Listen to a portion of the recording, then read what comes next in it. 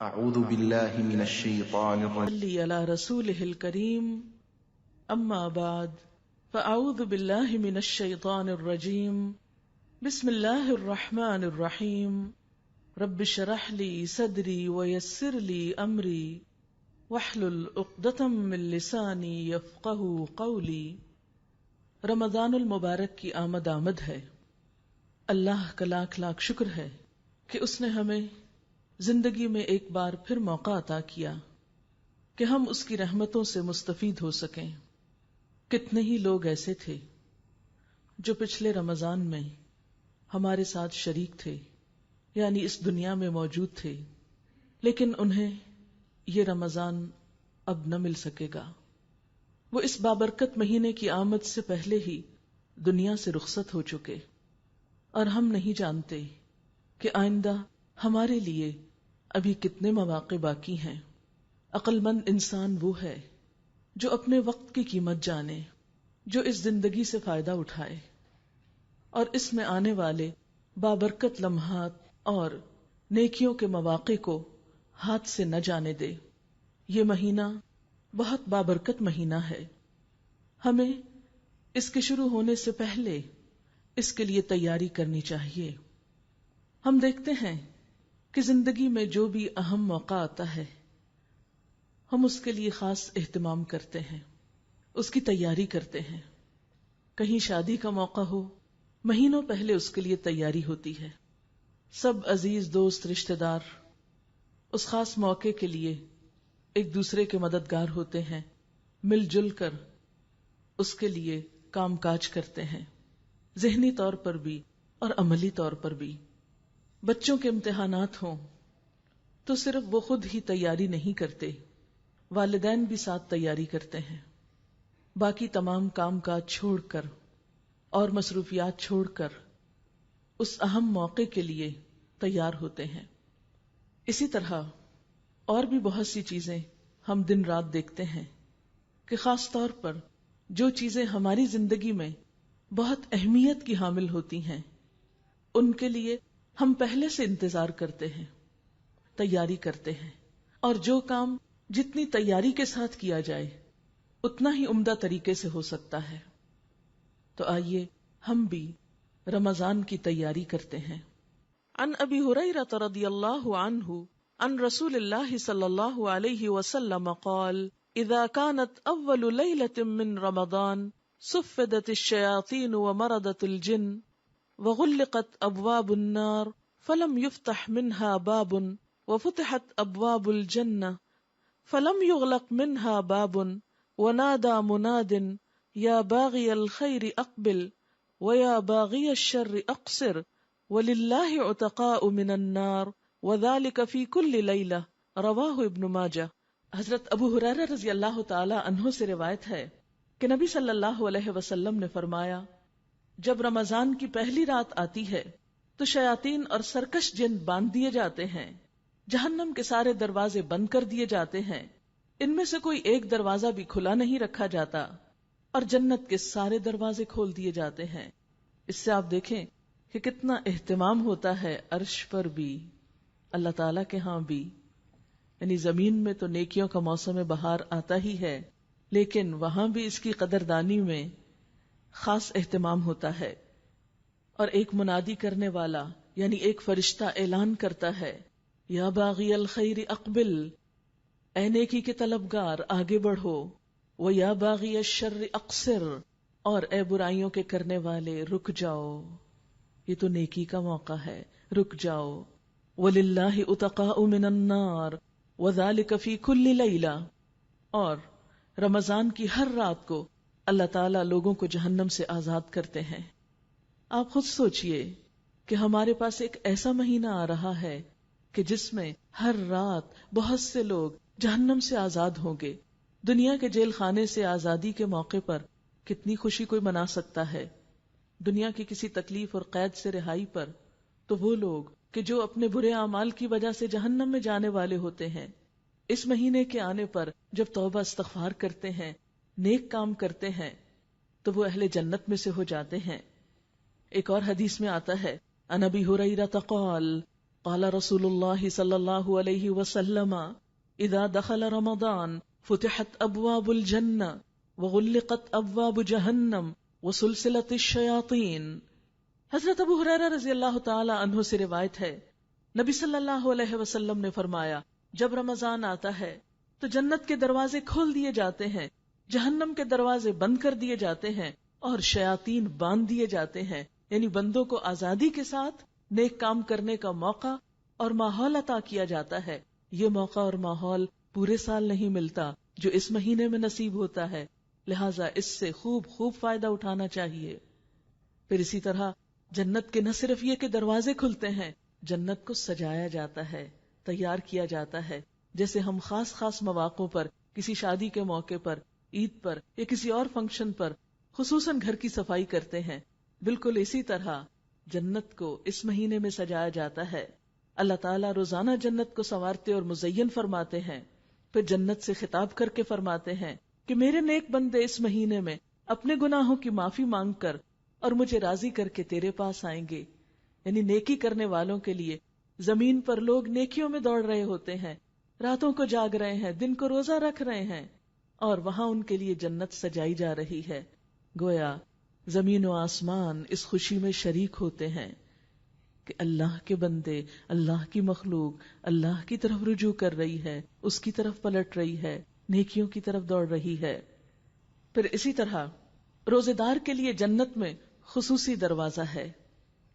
حضرت سہل بن سعد سے روایت ہے کہ رسول اللہ صلی اللہ علیہ وسلم نے فرمایا، ان فی الجنۃ بابا یقال له الریان يدخل منه الصائمون یوم القیامہ لا يدخل منه احد غیرهم۔ جنت میں ایک دروازہ ہے جس کا نام ریان ہے، جس سے قیامت کے دن روزہ دار ہی گزریں گے، ان کے علاوہ اس دروازے سے کوئی اور داخل نہ ہو سکے گا۔ اس مہینے میں مومن کی روزی بڑھا دی جاتی ہے اور جہنم سے رہائی کے لیے بہت سے مواقع دیے جاتے ہیں۔ اب جب کہ ہمارے پاس اتنی رحمتوں اور برکتوں والا مہینہ آ رہا ہے تو ہمیں اس میں کچھ مخصوص کام کرنا ہے۔ وہ کیا کام ہے؟ بات یہ ہے کہ ہمارا دین دو اہم چیزوں پر مشتمل ہے، ایک طرف حقوق اللہ ہیں، دوسری طرف حقوق العباد ہیں، ایک طرف عبادات ہیں اور دوسری طرف بندوں کی خدمت ہے۔ نبی صلی اللہ علیہ وسلم کے خطبے سے ہمیں ایک طرف عبادات کا شوق دیا گیا اور اسی خطبے کے اندر انسانوں کے ساتھ ہمدردی کا بھی سبق دیا گیا، اور انسانوں کے اس طبقے کے ساتھ جو سب سے مظلوم طبقہ تھا، یعنی غلاموں کا طبقہ، ان کے ساتھ خیر اور بھلائی کا حکم دیا گیا۔ تو آئیے دیکھتے ہیں کہ ہمیں پھر کیا کچھ کرنا ہے۔ حقوق اللہ میں سے یعنی عبادات میں سے سب سے پہلی چیز تو خود روزہ ہے۔ قرآن پاک میں اللہ سبحانہ وتعالی فرماتے ہیں، یا ایھا الذین آمنوا کتب علیکم الصیام کما کتب علی الذین من قبلکم لعلکم تتقون۔ اے لوگو جو ایمان لائے ہو، تم پر روزے فرض کیے گئے جس طرح تم سے پہلے لوگوں پر فرض کیے گئے تھے، لعلکم تتقون، تاکہ تم متقی ہو جاؤ، تاکہ تمہارے اندر تقوی پیدا ہو۔ یہ تقوی کیا چیز ہے جس کے لیے یہ روزہ فرض کیا گیا ہے؟ تقوی دل کی ایک خاص کیفیت کا نام ہے۔ آپ صلی اللہ علیہ وسلم نے دل کی طرف اشارہ کر کے فرمایا تھا، التقوی ہا ہنا، التقوی ہا ہنا، التقوی ہا ہنا، تقوی یہاں پر ہے، تقوی یہاں پر ہے، تقوی یہاں پر ہے۔ کیا ہے تقوی جو دل میں ہے؟ یہ دراصل ایک خاص احساس کا نام ہے، شعور کی بیداری کا نام ہے۔ کس بات کا شعور جاگتا ہے اس تقوی میں؟ کہ مجھے اللہ کی اطاعت کرنی ہے، مجھے سنبھل کر یہ زندگی بسر کرنی ہے، مجھے ایسے کاموں سے بچنا ہے جس سے اللہ تعالیٰ ناراض ہوتا ہے، مجھے اپنی عبادات میں بھی توجہ کرنی ہے، مجھے اپنی ذمہ داریوں کو بھی نبھانا ہے۔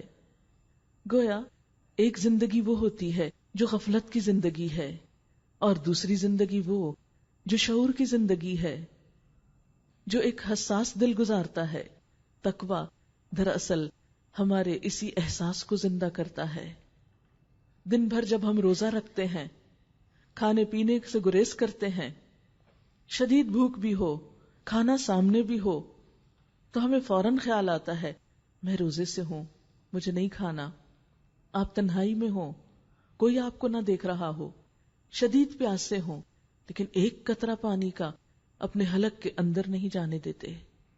یہ کیسے ہو سکتا ہے؟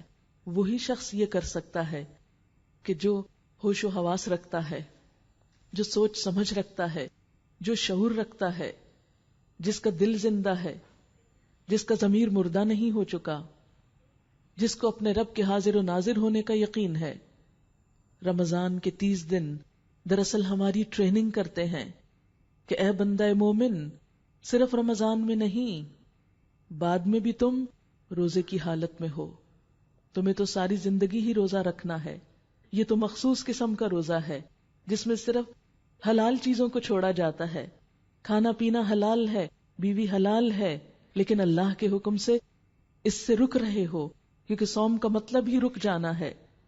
تو اگر اللہ کے حکم سے تم حلال سے رک سکتے ہو تو اللہ ہی کی خاطر، اسی کی محبت میں، اسی کی خوشی میں، اسی کی رضا میں حرام سے بھی بچ جاؤ، اس سے بھی رک جاؤ. یہی تقویٰ ہے. تقویٰ صرف ہماری ظاہر کی آنکھیں نہیں، دل کی آنکھیں بھی کھول دیتا ہے. اور اللہ تعالیٰ چاہتے یہی ہے کہ امت مسلمہ ایک باشعور زندگی بسر کرے، غفلت کی نہیں، جانوروں کی طرح نہیں، کیونکہ اللہ کے نزدیک وہ لوگ بدترین مخلوق ہیں جو سوچ سمجھ سے کام نہیں لیتے.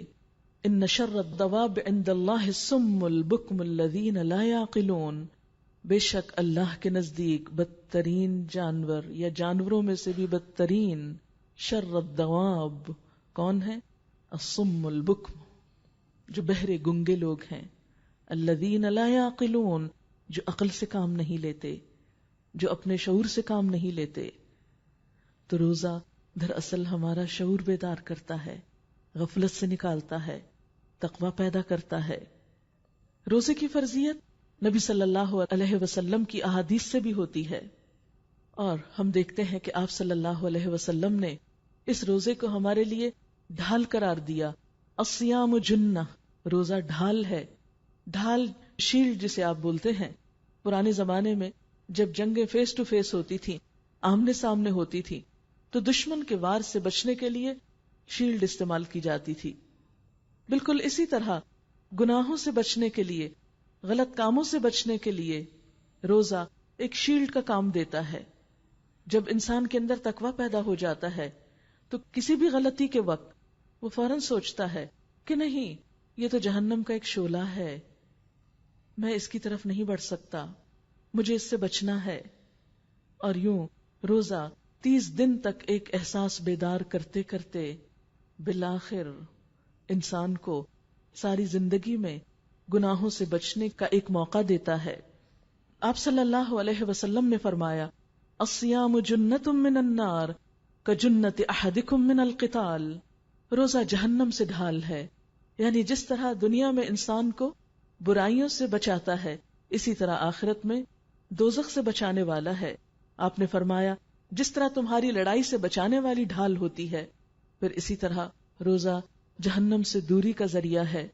آپ صلی اللہ علیہ وسلم نے فرمایا، جو شخص اللہ تعالیٰ کے راستے میں ایک دن کا روزہ رکھتا ہے، اللہ تعالیٰ اس کا چہرہ اس ایک دن کے عوض جہنم سے 70 سال دور کر دے گا. روزہ مغفرت کا ذریعہ ہے. آپ صلی اللہ علیہ وسلم نے فرمایا، من صام رمضان ایمانا و احتسابا غفر له ما تقدم من ذنبه. جس نے ایمان اور احتساب یا ثواب کے نیت کے ساتھ روزے رکھے، اللہ تعالیٰ اس کے پچھلے گناہوں کو معاف کر دیں گے. گناہوں کی وہ آگ جو ہم نے 11 مہینے بھڑکائی، اب موقع آ رہا ہے کہ اس میں روزہ رکھ کر اور روزے کا حق ادا کر کے اس آگ کو ٹھنڈا کر سکیں. اور روزہ نہ صرف یہ کہ انسان کو روحانی ترقی عطا کرتا ہے، تقویٰ دیتا ہے، اس کی تربیت کرتا ہے، بلکہ جسمانی طور پر بھی روزہ بہت مفید چیز ہے. انسان کے جسم کا اس پر حق ہے.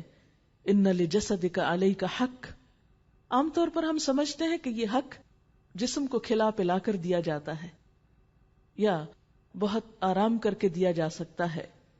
حالانکہ بسا اوقات جسم کا حق کھانے پینے سے رک کر دینا ہوتا ہے، اور روزہ دراصل جسم کا حق دینا بھی ہے۔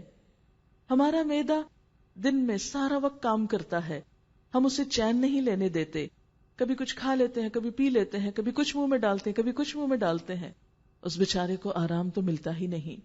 اور نہ صرف یہ کہ معدہ، بلکہ اس کے ساتھ جگر جیسی چیز جس کو غذا کے ہضم میں مدد دینے کے علاوہ 15 اور کام کرنے ہوتے ہیں۔ رمضان میں جب 10-12 گھنٹے کے لیے معدے کو سکون ملتا ہے، جگر کو کم کام کرنا پڑتا ہے، تو وہ زیادہ صحت مند ہو جاتے ہیں۔ یہ جسم کی زکوٰۃ بھی ہے۔ اسی طرح روزے کے دوران خون کی مقدار میں بھی کچھ کمی ہوتی ہے، اور اس سے دل بھی کچھ آرام اور چین پاتا ہے، بلڈ پریشر بھی کنٹرول ہوتا ہے، اور پٹھوں پہ دباؤ بھی کم ہوتا ہے۔ افطار کے وقت تک خون میں موجود غذائیت کے تمام ذرات تحلیل ہو چکے ہوتے ہیں، یعنی انسان وہ سب کچھ استعمال کر چکا ہوتا ہے، اور اس سے پھر شریانوں پر یا وریدوں پر چربی نہیں چڑھتی، اور انسان زیادہ صحت مند ہوتا ہے، شریانیں سکڑنے سے محفوظ رہتی ہیں۔ اس طرح روزہ دل کی بیماریوں سے بھی حفاظت کا ذریعہ ہے۔ اسی طرح روزے کی وجہ سے کچھ گروتھ ہارمونز جسم کے اندر پیدا ہوتے ہیں۔ ریسرچ سے یہ بات سامنے آئی ہے کہ جو لوگ زیادہ روزے رکھتے ہیں ان کی سکن دیر تک اچھی رہتی ہے، وہ جھریوں سے محفوظ رہتے ہیں۔ یعنی بہت سے لوگ یہ سمجھتے ہیں کہ کھا پی کر زیادہ صحت مند چہرہ نظر آتا ہے، لیکن معاملہ اس کے برعکس ہے۔ خواتین تو خاص طور پر اپنی سکن کے معاملے میں بہت کانشیس ہوتی ہیں، ان سب کے لیے ایک اچھی ٹپ ہے، لیکن یاد رکھیے کہ ہمیں صرف اس جسمانی فائدے کے لیے روزہ نہیں رکھنا، اصل تو اللہ کی رضا کی خاطر اللہ کے لیے نیت کر کے رکھنا ہے۔ لیکن جب کوئی شخص اللہ کا ہو جاتا ہے، اللہ کے لیے کوئی کام کرتا ہے، تو ایسا نہیں ہوتا کہ دنیا کا فائدہ اس کو حاصل نہیں ہوتا۔ بندہ مومن کی تو بہرحال پرائرٹی آخرت ہے، دنیا تو دوسرے نمبر پر آتی ہے۔ اس لیے اگر آپ اللہ کی خاطر ایک نیک کام کریں گے تو دنیا میں بھی اس کا فائدہ اٹھائیں گے۔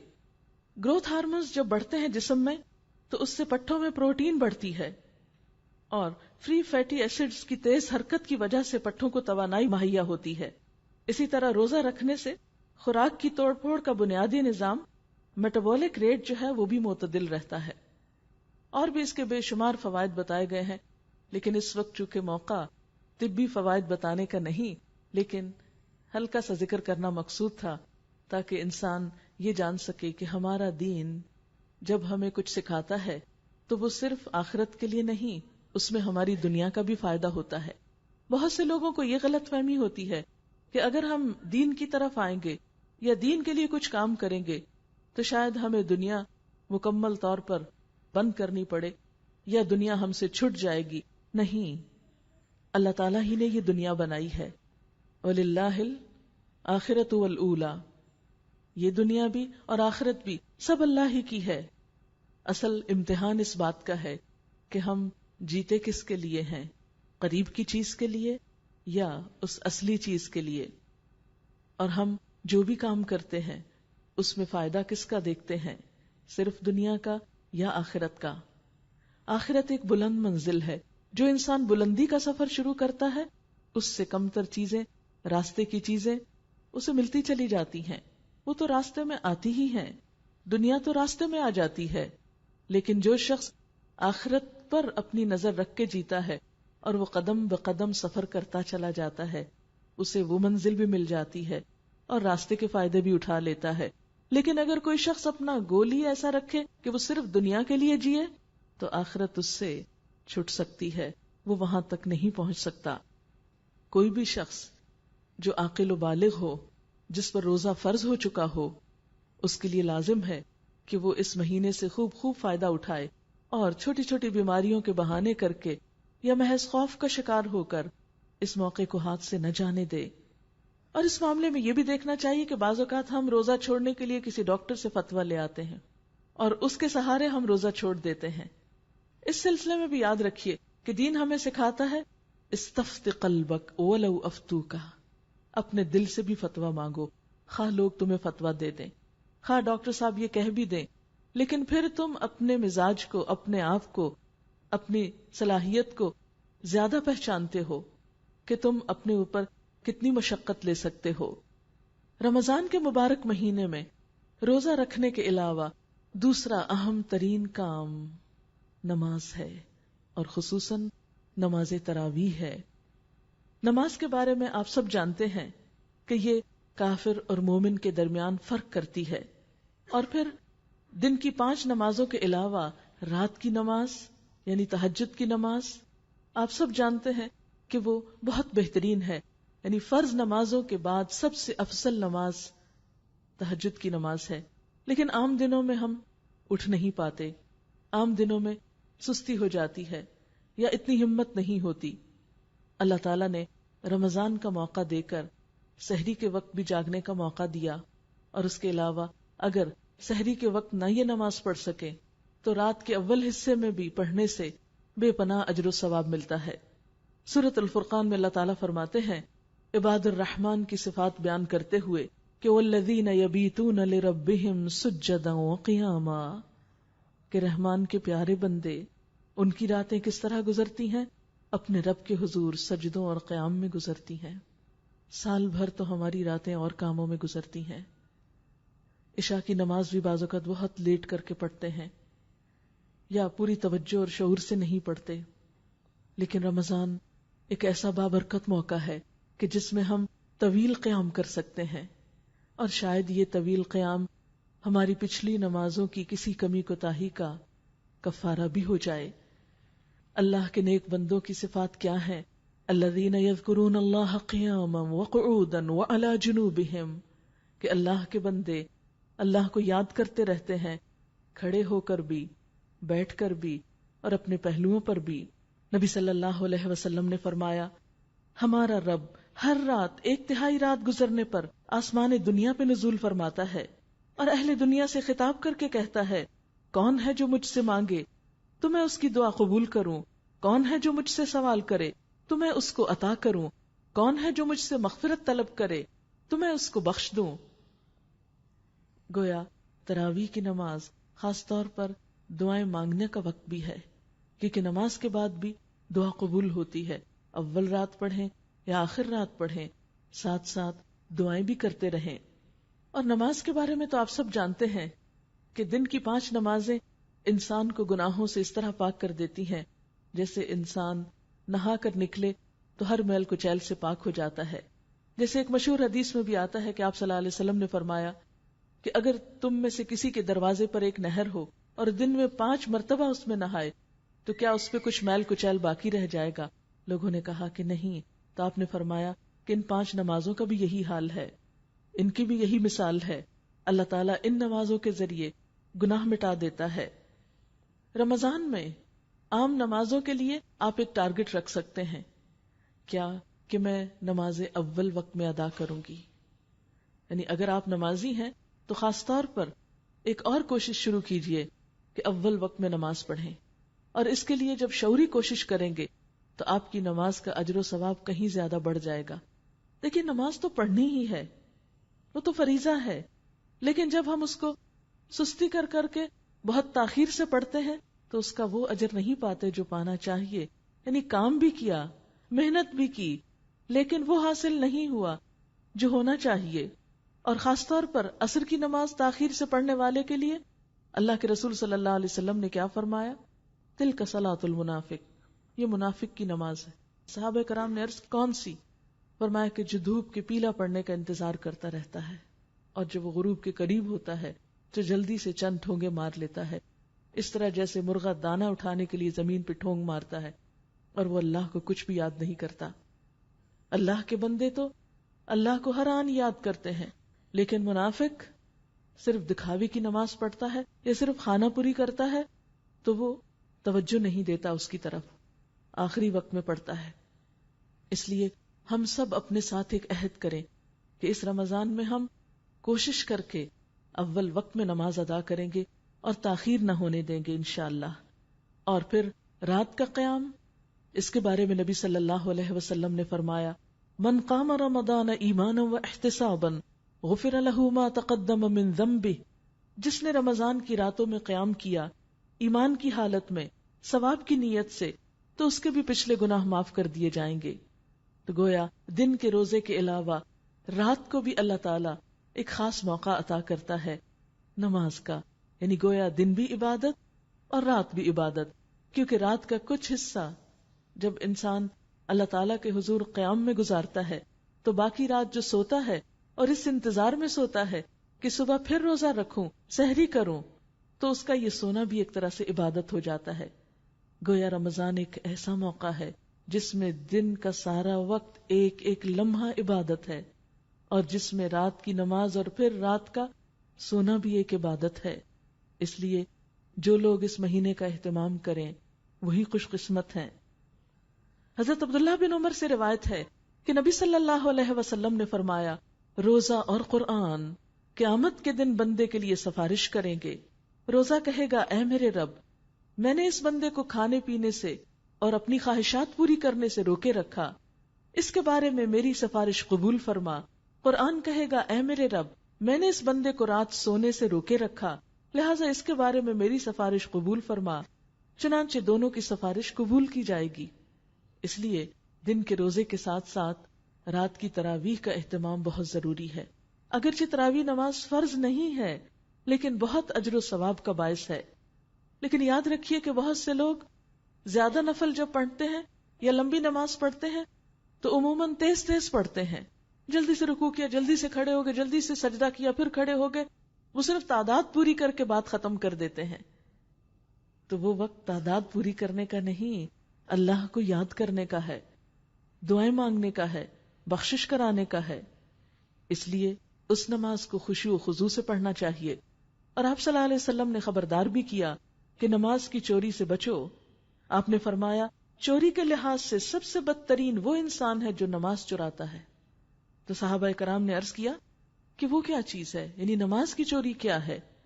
تو آپ نے اس پر کیا فرمایا کہ جو رکوع اور سجود ٹھیک سے ادا نہیں کرتا، یعنی ابھی رکوع میں گئے نہیں کہ اٹھ کھڑے ہوئے، سجدہ کیا نہیں تو اٹھ کھڑے ہوئے، ایک سجدے سے اٹھ کے ٹک کے بیٹھے ہی نہیں کہ دوبارہ سجدے میں چلے گئے، اور نماز میں ہل جل ہی رہی اور ختم کر دی گئی۔ تو اس لیے کوشش کیجئے کہ اس طرح نماز ادا کریں کہ نماز کا بھی حق ادا ہو، نہ کہ نماز پڑھیں اور اس کے ساتھ اس کی چوری کے مرتکب ہوں۔ حضرت عبداللہ بن عمرو بن العاص فرماتے ہیں کہ نبی صلی اللہ علیہ وسلم نے فرمایا، اس شخص نے قرآن کو سمجھا نہیں جس نے اسے 3 شب و روز سے کم میں پڑھا۔ اس لیے خاص طور پر رمضان کی تراویح میں سارا مہینہ قرآن کی قرات سننا زیادہ اچھا ہے۔ اس لیے نماز میں یعنی قیام میں جب تراویح میں تلاوت کی جائے تو اس وقت انسان زیادہ بہتر طور پر اس کی قرات کرے یا سنے۔ تراویح کا بہترین طریقہ یہ ہے کہ انسان کسی ایسی مسجد میں یا کسی ایسی جگہ پر حاضر ہو جہاں کچھ لوگ مل جل کر تراویح پڑھ رہے ہوں، کیونکہ ہم میں سے ہر ایک حافظ نہیں، ہم سب لمبا اور طویل قیام کر نہیں سکتے۔ اس لیے جن مساجد میں تراویح کا اہتمام ہو، اگر موقع پائیں تو وہاں حاضر ہوں۔ اس سے آپ دیکھیں گے کہ زیادہ بہتر طور پر نماز ادا ہو سکے گی، کیونکہ انسان جو کام دوسروں کے ساتھ مل جل کر کرتا ہے وہ زیادہ اس پر آسان ہو جاتا ہے۔ تنہا نیکی کرنا ذرا بھاری ہوتا ہے لیکن مل کر نیکی کرنا آسان ہوتا ہے۔ اس کے لیے نبی صلی اللہ علیہ وسلم نے فرمایا، اذا استأذنت امرأة احدکم الى المسجد فلا یمنعها، متفق علیہ روایت ہے بخاری اور مسلم کی، کہ اگر تم میں سے کسی کی بیوی اس سے مسجد جانے کی اجازت طلب کرے تو وہ اسے مت روکے، یعنی عورت کو مسجد جانے کی اجازت ہے، کیونکہ بعض اوقات یہ سننے میں آتا ہے کہ عورت کا مسجد جانا پسندیدہ نہیں۔ ہاں، اگر اپنی حدود اور قیود کا خیال رکھتے ہوئے اپنے کام سے کام رکھ کر اپنے فریضے کو ادا کر کے انسان واپس آئے تو یہ ایک بہت ہی عمدہ عبادت ہے جو عموماً گھر میں میسر نہیں آتی۔ پھر رمضان میں کرنے والے کاموں میں اہم ترین کام قرآن سے تعلق۔ کیوں؟ اس لیے کہ شہر رمضان الذی انزل فیہ القرآن، رمضان وہ مہینہ ہے جس میں قرآن نازل کیا گیا، تو اس لیے سب سے زیادہ قرآن کے ساتھ تعلق رمضان ہی میں ہوگا۔ اور اس تعلق کے لیے کیا چیز ہو سکتی ہے؟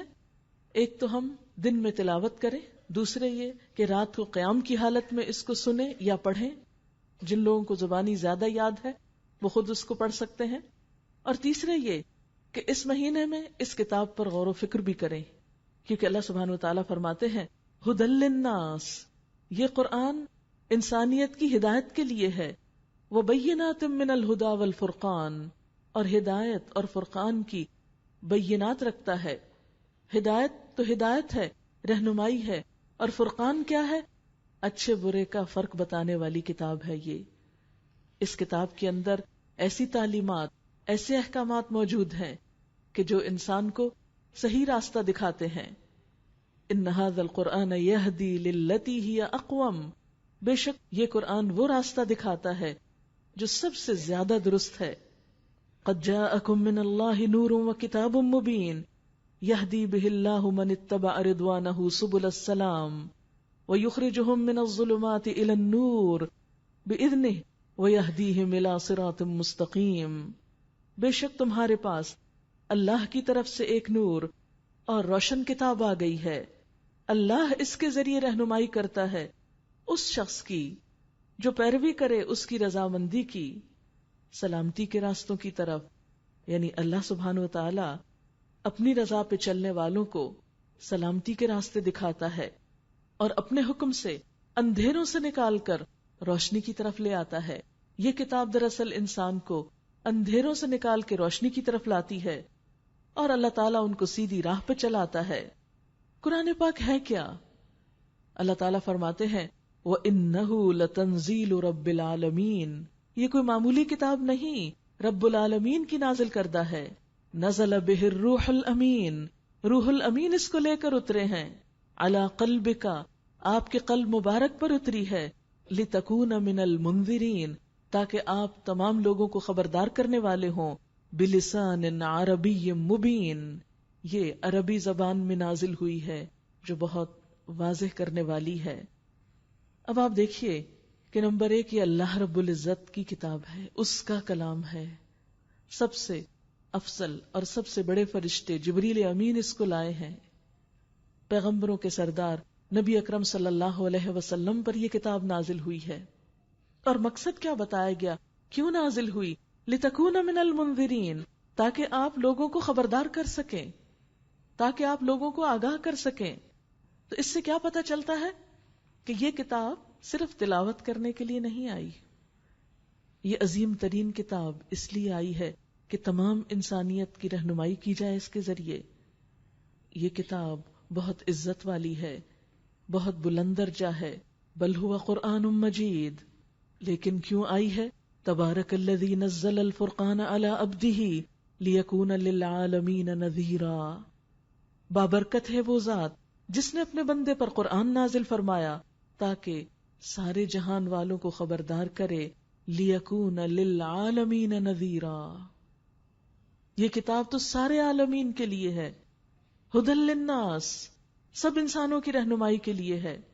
لیکن آج ہم دیکھ سکتے ہیں کہ کیا کتاب کے اترنے کا یہ مقصد پورا ہو رہا ہے؟ کیا اس کا پیغام تمام دنیا تک پہنچ چکا ہے؟ کیا اللہ کی ساری مخلوق اللہ کے اس کلام سے فیضیاب ہو چکی ہے؟ اگر نہیں تو میرے اور آپ سب کے لیے ایک سوال ہے، کیوں نہیں؟ اس کی ذمہ داری کس پر ہے؟ یہ کام کون کرے گا؟ اللہ کے رسول صلی اللہ علیہ وسلم تو اپنا فریضہ ادا کر کے جا چکے۔ آپ نے جاتے ہوئے یہ امانت کس کے سپرد کی تھی؟ اپنی امت کے سپرد کی تھی۔ صحابہ کرام نے اس امانت کو خوب نبھایا، لیکن آج کے اس دور میں میں اور آپ اس کے لیے کیا کر رہے ہیں؟ ہم میں سے ہر ایک کو سوچنا چاہیے اور اپنا فرض ادا کرنے کے لیے اپنی سی کوشش کرنی چاہیے۔ تو آپ دیکھیے کہ اس کتاب کو پڑھنے کے لیے رمضان میں اس کتاب کے ساتھ آپ کا جو تعلق ہے وہ نمبر 1 تلاوت کی شکل میں ہوگا۔ یعنی اگر ہم واقعی چاہتے ہیں کہ اس کتاب کا حق ادا کر سکیں تو اس کے لیے نمبر 1 اس کے ساتھ ذاتی تعلق قائم کرنا ہوگا، پرسنل ریلیشن شپ۔ آپ دیکھیے کہ جب آپ کسی چیز کو زیادہ اہمیت دیتے ہیں تو اس کے ساتھ کیا کرتے ہیں؟ ایک ذاتی تعلق پیدا کرتے ہیں۔ جن انسانوں کے ساتھ آپ کا ذاتی تعلق ہوتا ہے وہ آپ کے خاص بندے ہوتے ہیں، ہر انسان کے ساتھ آپ کا ذاتی تعلق نہیں ہوتا۔ اور اسی طرح دنیا کی ہر چیز کے ساتھ بھی ایک ذاتی تعلق نہیں ہوتا۔ مثلا اگر آپ بازار میں جا رہے ہیں، بہت سی آپ دکانیں دیکھ رہے ہیں کسی دکان میں جاتے ہیں، بہت سی چیزیں دیکھتے ہیں، اگر آپ وہ دیکھ رہے ہیں تو ان چیزوں کے ساتھ آپ کا کوئی ذاتی تعلق نہیں ہے، بس وہ چیزیں ہیں، کسی کی ہیں، دیکھنے کے لیے رکھی ہیں، چاہیے تو اس کو خرید لیں، لیکن وہ آپ کی ذاتی چیز نہیں ہوتی، اس لیے چاہے آپ کو پسند بھی ہو تو ایک ڈسٹنس ہے اس کے ساتھ۔ ہاں، اگر اس چیز کو آپ خرید کر اٹھا کر گھر لے آتے ہیں تو پھر آپ کا اس کے ساتھ ایک ذاتی تعلق ہوتا ہے۔ بازار میں رکھے ہوئے کسی ڈیکوریشن پیس کو آپ صاف نہیں کرتے، آپ اسے اپنا نہیں سمجھتے، لیکن گھر کی چیز کو آپ اپنا سمجھتے ہیں، اس کے ساتھ پھر اہتمام کرتے ہیں۔ تو قرآن پاک کے ساتھ جب ہمارا ایک ذاتی تعلق، ایک پرسنل تعلق قائم ہوگا، جبھی آپ اس کا حق ادا کر پائیں گے۔ اس ذاتی تعلق کے لیے پہلا کام اس کو صحیح انداز میں پڑھنا ہے۔ رمضان میں تلاوت کا اجر و ثواب کئی گنا زیادہ ہو جاتا ہے۔ ویسے عام طور پر بھی ایک حرف پڑھنے کا اجر کتنا ہے؟ 10 نیکیاں۔ لیکن آپ جانتے ہیں وہ حدیث ابھی آپ نے سنی کہ رمضان میں اگر کوئی شخص ایک نیکی کرے، یعنی نفل درجے کی، تو اس کا اجر فرض کے ادا کرنے کے برابر ہوتا ہے، اور فرض 70 گنا بڑھ جاتا ہے اس کا اجر و ثواب۔ تو اس لیے خصوصی طور پر قرآن کی تلاوت کا اہتمام، اور اس کے لیے بہترین وقت کون سا ہے؟ فجر کا وقت۔ ان قرآن الفجر کان مشہودا۔ عموماً ہم سحری کے بعد کیا کرتے ہیں؟ کبھی گپ شپ کرنے لگتے ہیں، ٹیلی فون کرنے لگتے ہیں، اور ادھر ادھر چیزیں سمیٹتے ہیں، اور گھر کے کاموں میں کچھ لگ جاتے ہیں، بہت فریش ٹائم ہوتا ہے۔ حالانکہ ہونا کیا چاہیے کہ اس کے فوراً بعد نماز کا اہتمام کریں۔ فجر کی بہترین نماز وہ ہے جو اندھیرے میں شروع کی جائے اور روشنی تک پڑھی جائے۔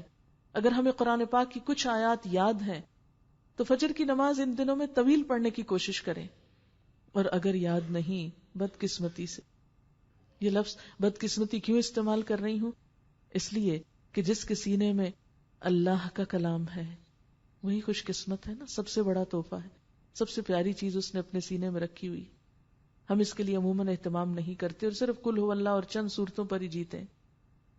تو جتنا جتنا آپ کے اندر وہ ہے اس کو آپ پڑھیے، اور اگر نہیں تو پھر کیا ہے کہ اس کے فوراً بعد آپ تلاوت کر سکتے ہیں۔ اس وقت تلاوت کیجیے، سورج نکلنے تک آپ تلاوت کرتے رہیے، اور پھر اس کے بعد آپ گھر کے کام کاج کر لیجیے۔ ان کے لیے تو بہت سا وقت ہے، لیکن وہ افضل وقت جو نماز کا ہے اسے کیوں گنوا دیں؟ وہ افضل وقت جو قرات کا ہے اسے کیوں گنوا دیں؟ عموماً ہم سستی اور غفلت کی وجہ سے ان اوقات کو ضائع کر دیتے ہیں جن میں عبادت کا درجہ اور مقام اور فضیلت کئی گنا بڑھ جاتی ہے، کیونکہ روزہ اور قرآن بندے کی سفارش کریں گے۔ اسی طرح قرآن پاک میں غور و فکر، تدبر، کیونکہ یہ آیت جو بھی میں نے آپ کو سنائی، شہر رمضان الذی انزل فیہ القرآن ھدی للناس، رمضان وہ مہینہ ہے جس میں قرآن اتارا گیا، لوگوں کے لیے ہدایت ہے، رہنمائی ہے۔ لیکن یاد رکھیے کہ ہدایت بغیر سوچے سمجھے پڑھنے سے نہیں ملا کرتی۔ مثلاً آپ کو کہیں جانا ہے، یہیں آئے ہیں آپ آج، ہو سکتا ہے آپ میں سے کچھ لوگ میری طرح پہلی بار یہاں پر آئے ہوں، اور آتے ہوئے آپ کو راستہ تلاش کرنے کی یا کسی سے پوچھنے کی ضرورت پڑی ہو، اور اگر آپ راستہ کسی ایسے شخص سے پوچھ رہے تھے کہ جو مثلاً فرینچ بول رہا تھا یا عربی بول رہا تھا، اور آپ عربی اور فرینچ جانتے نہیں، تو بتائیے کہ آپ یہاں تک پہنچ سکتے تھے؟ آپ کو سمجھ ہی کچھ نہیں آیا کہ مجھے کہاں سے جانا ہے، کہاں پہنچنا ہے، آپ پہنچ ہی نہیں سکتے۔ اسی طرح جب تک یہ پتا نہیں کہ قرآن کہتا کیا ہے، اس کا مطلب کیا ہے، تو ہم زندگی کا وہ مقصد پا نہیں سکتے جو اس کتاب کے ذریعے مل سکتا ہے۔ اس لیے اس مہینے میں خاص طور پر اہتمام کیجیے کہ قرآن پاک کو سمجھ کر پڑھیں۔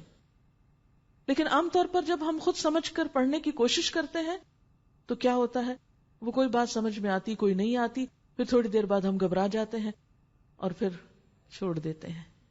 اسی لیے یہ اہتمام کیا گیا ہے کہ کیوں نہ ہم رمضان میں ہر روز اکٹھے ہوں، روز کا ایک پارہ پڑھیں، لیکن سمجھ کر پڑھیں، اور اس طرح 30 دنوں میں ایک دفعہ ہم شروع سے آخر تک موٹی موٹی باتیں تو جان لیں کہ یہ کتاب کیا کہتی ہے، اور پھر سال بھر اس کی ڈیٹیلز تفصیل کے ساتھ پڑھتے رہیں جتنا جتنا موقع ہو۔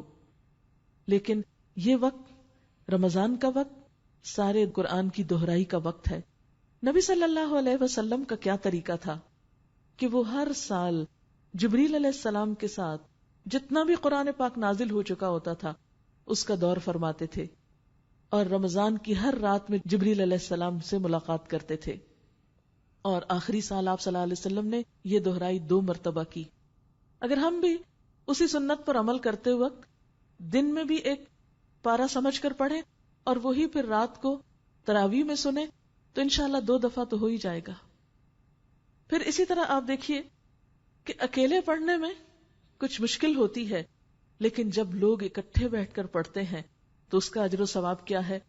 نبی صلی اللہ علیہ وسلم نے فرمایا وَمَجْتَمَعَ قَوْمٌ فِي بَيْتٍ مِّن بُيُوتِ اللَّهِ، جب بھی لوگ اللہ کے گھروں میں سے کسی گھر میں، اس سے مراد تو مسجد ہے، لیکن خواتین کے لیے تو مسجد میں جگہ سچ نہیں ہوتی، تو اس کے بعد کوئی بھی ایسی جگہ جہاں سہولت کے ساتھ لوگ اکٹھے ہو سکیں، جب بھی لوگ کہیں اکٹھے ہو کر اللہ کی کتاب پڑھتے ہیں، یتلون کتاب اللہ ویتدارسونہ بینہم، اور ایک دوسرے کو پڑھاتے ہیں، یعنی سیکھتے سکھاتے ہیں، تو اس پر کیا ہوتا ہے؟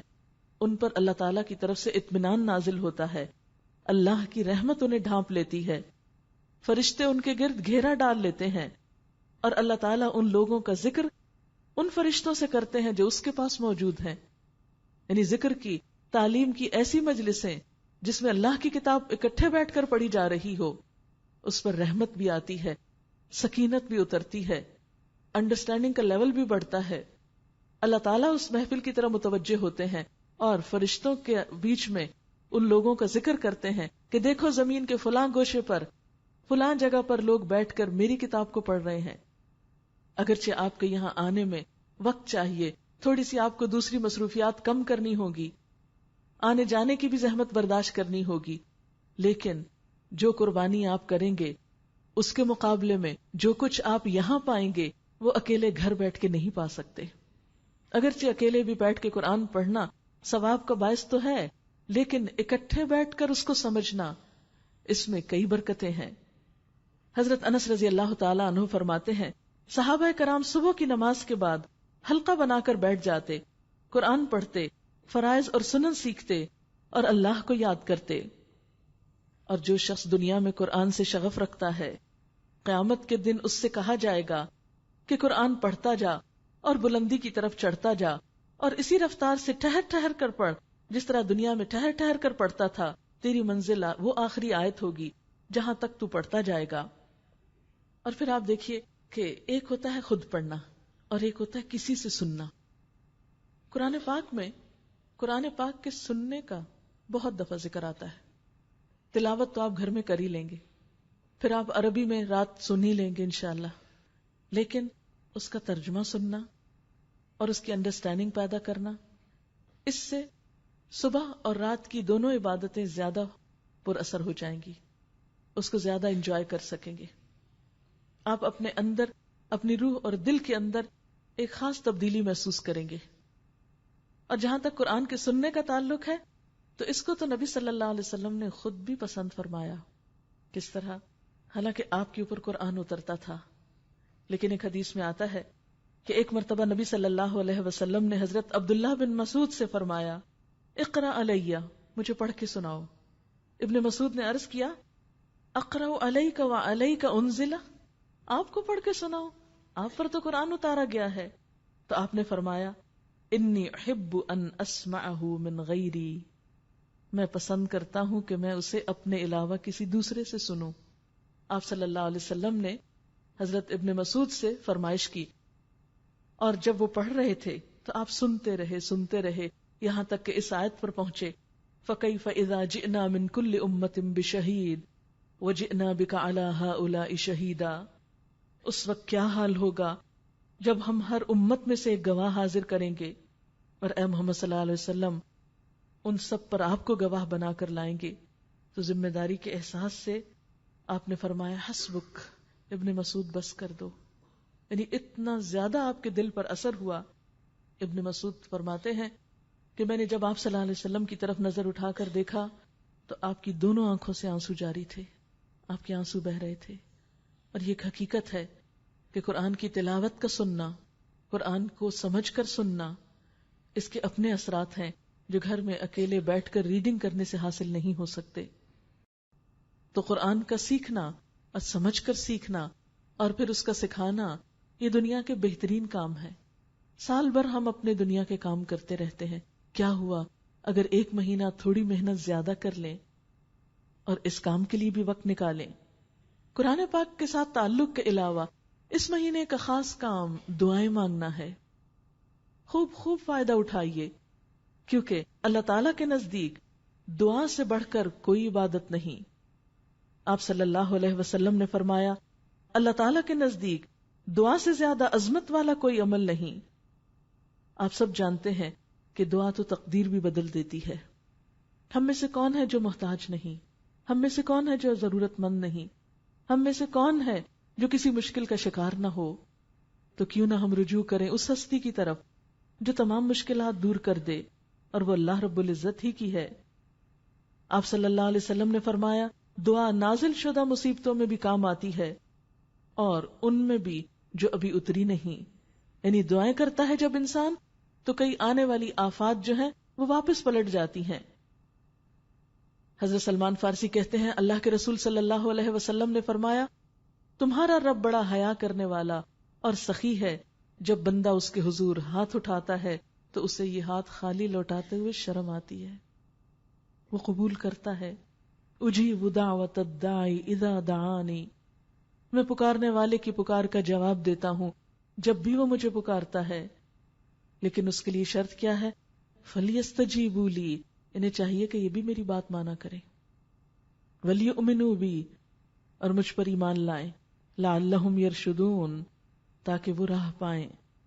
اس لیے دعا ہر حال میں فائدہ دیتی ہے، خواہ اس کی قبولیت دنیا میں ہو جائے یا اس کی قبولیت آخرت کے لیے محفوظ کر دی جائے یا اس کے بدلے میں کوئی آنے والی مصیبت ٹال دی جائے. دعا پوری توجہ سے کرنی چاہیے کیونکہ اللہ تعالیٰ غافل دل کی دعا نہیں سنتا. دعا کی قبولیت کے اوقات میں سحری کا وقت ہے جس میں انشاءاللہ روز آپ اٹھیں گے، سحری تیار کر رہے ہیں، میز لگا رہے ہیں، برتن رکھ رہے ہیں، دل دل میں اللہ تعالیٰ کو پکارتے رہیں.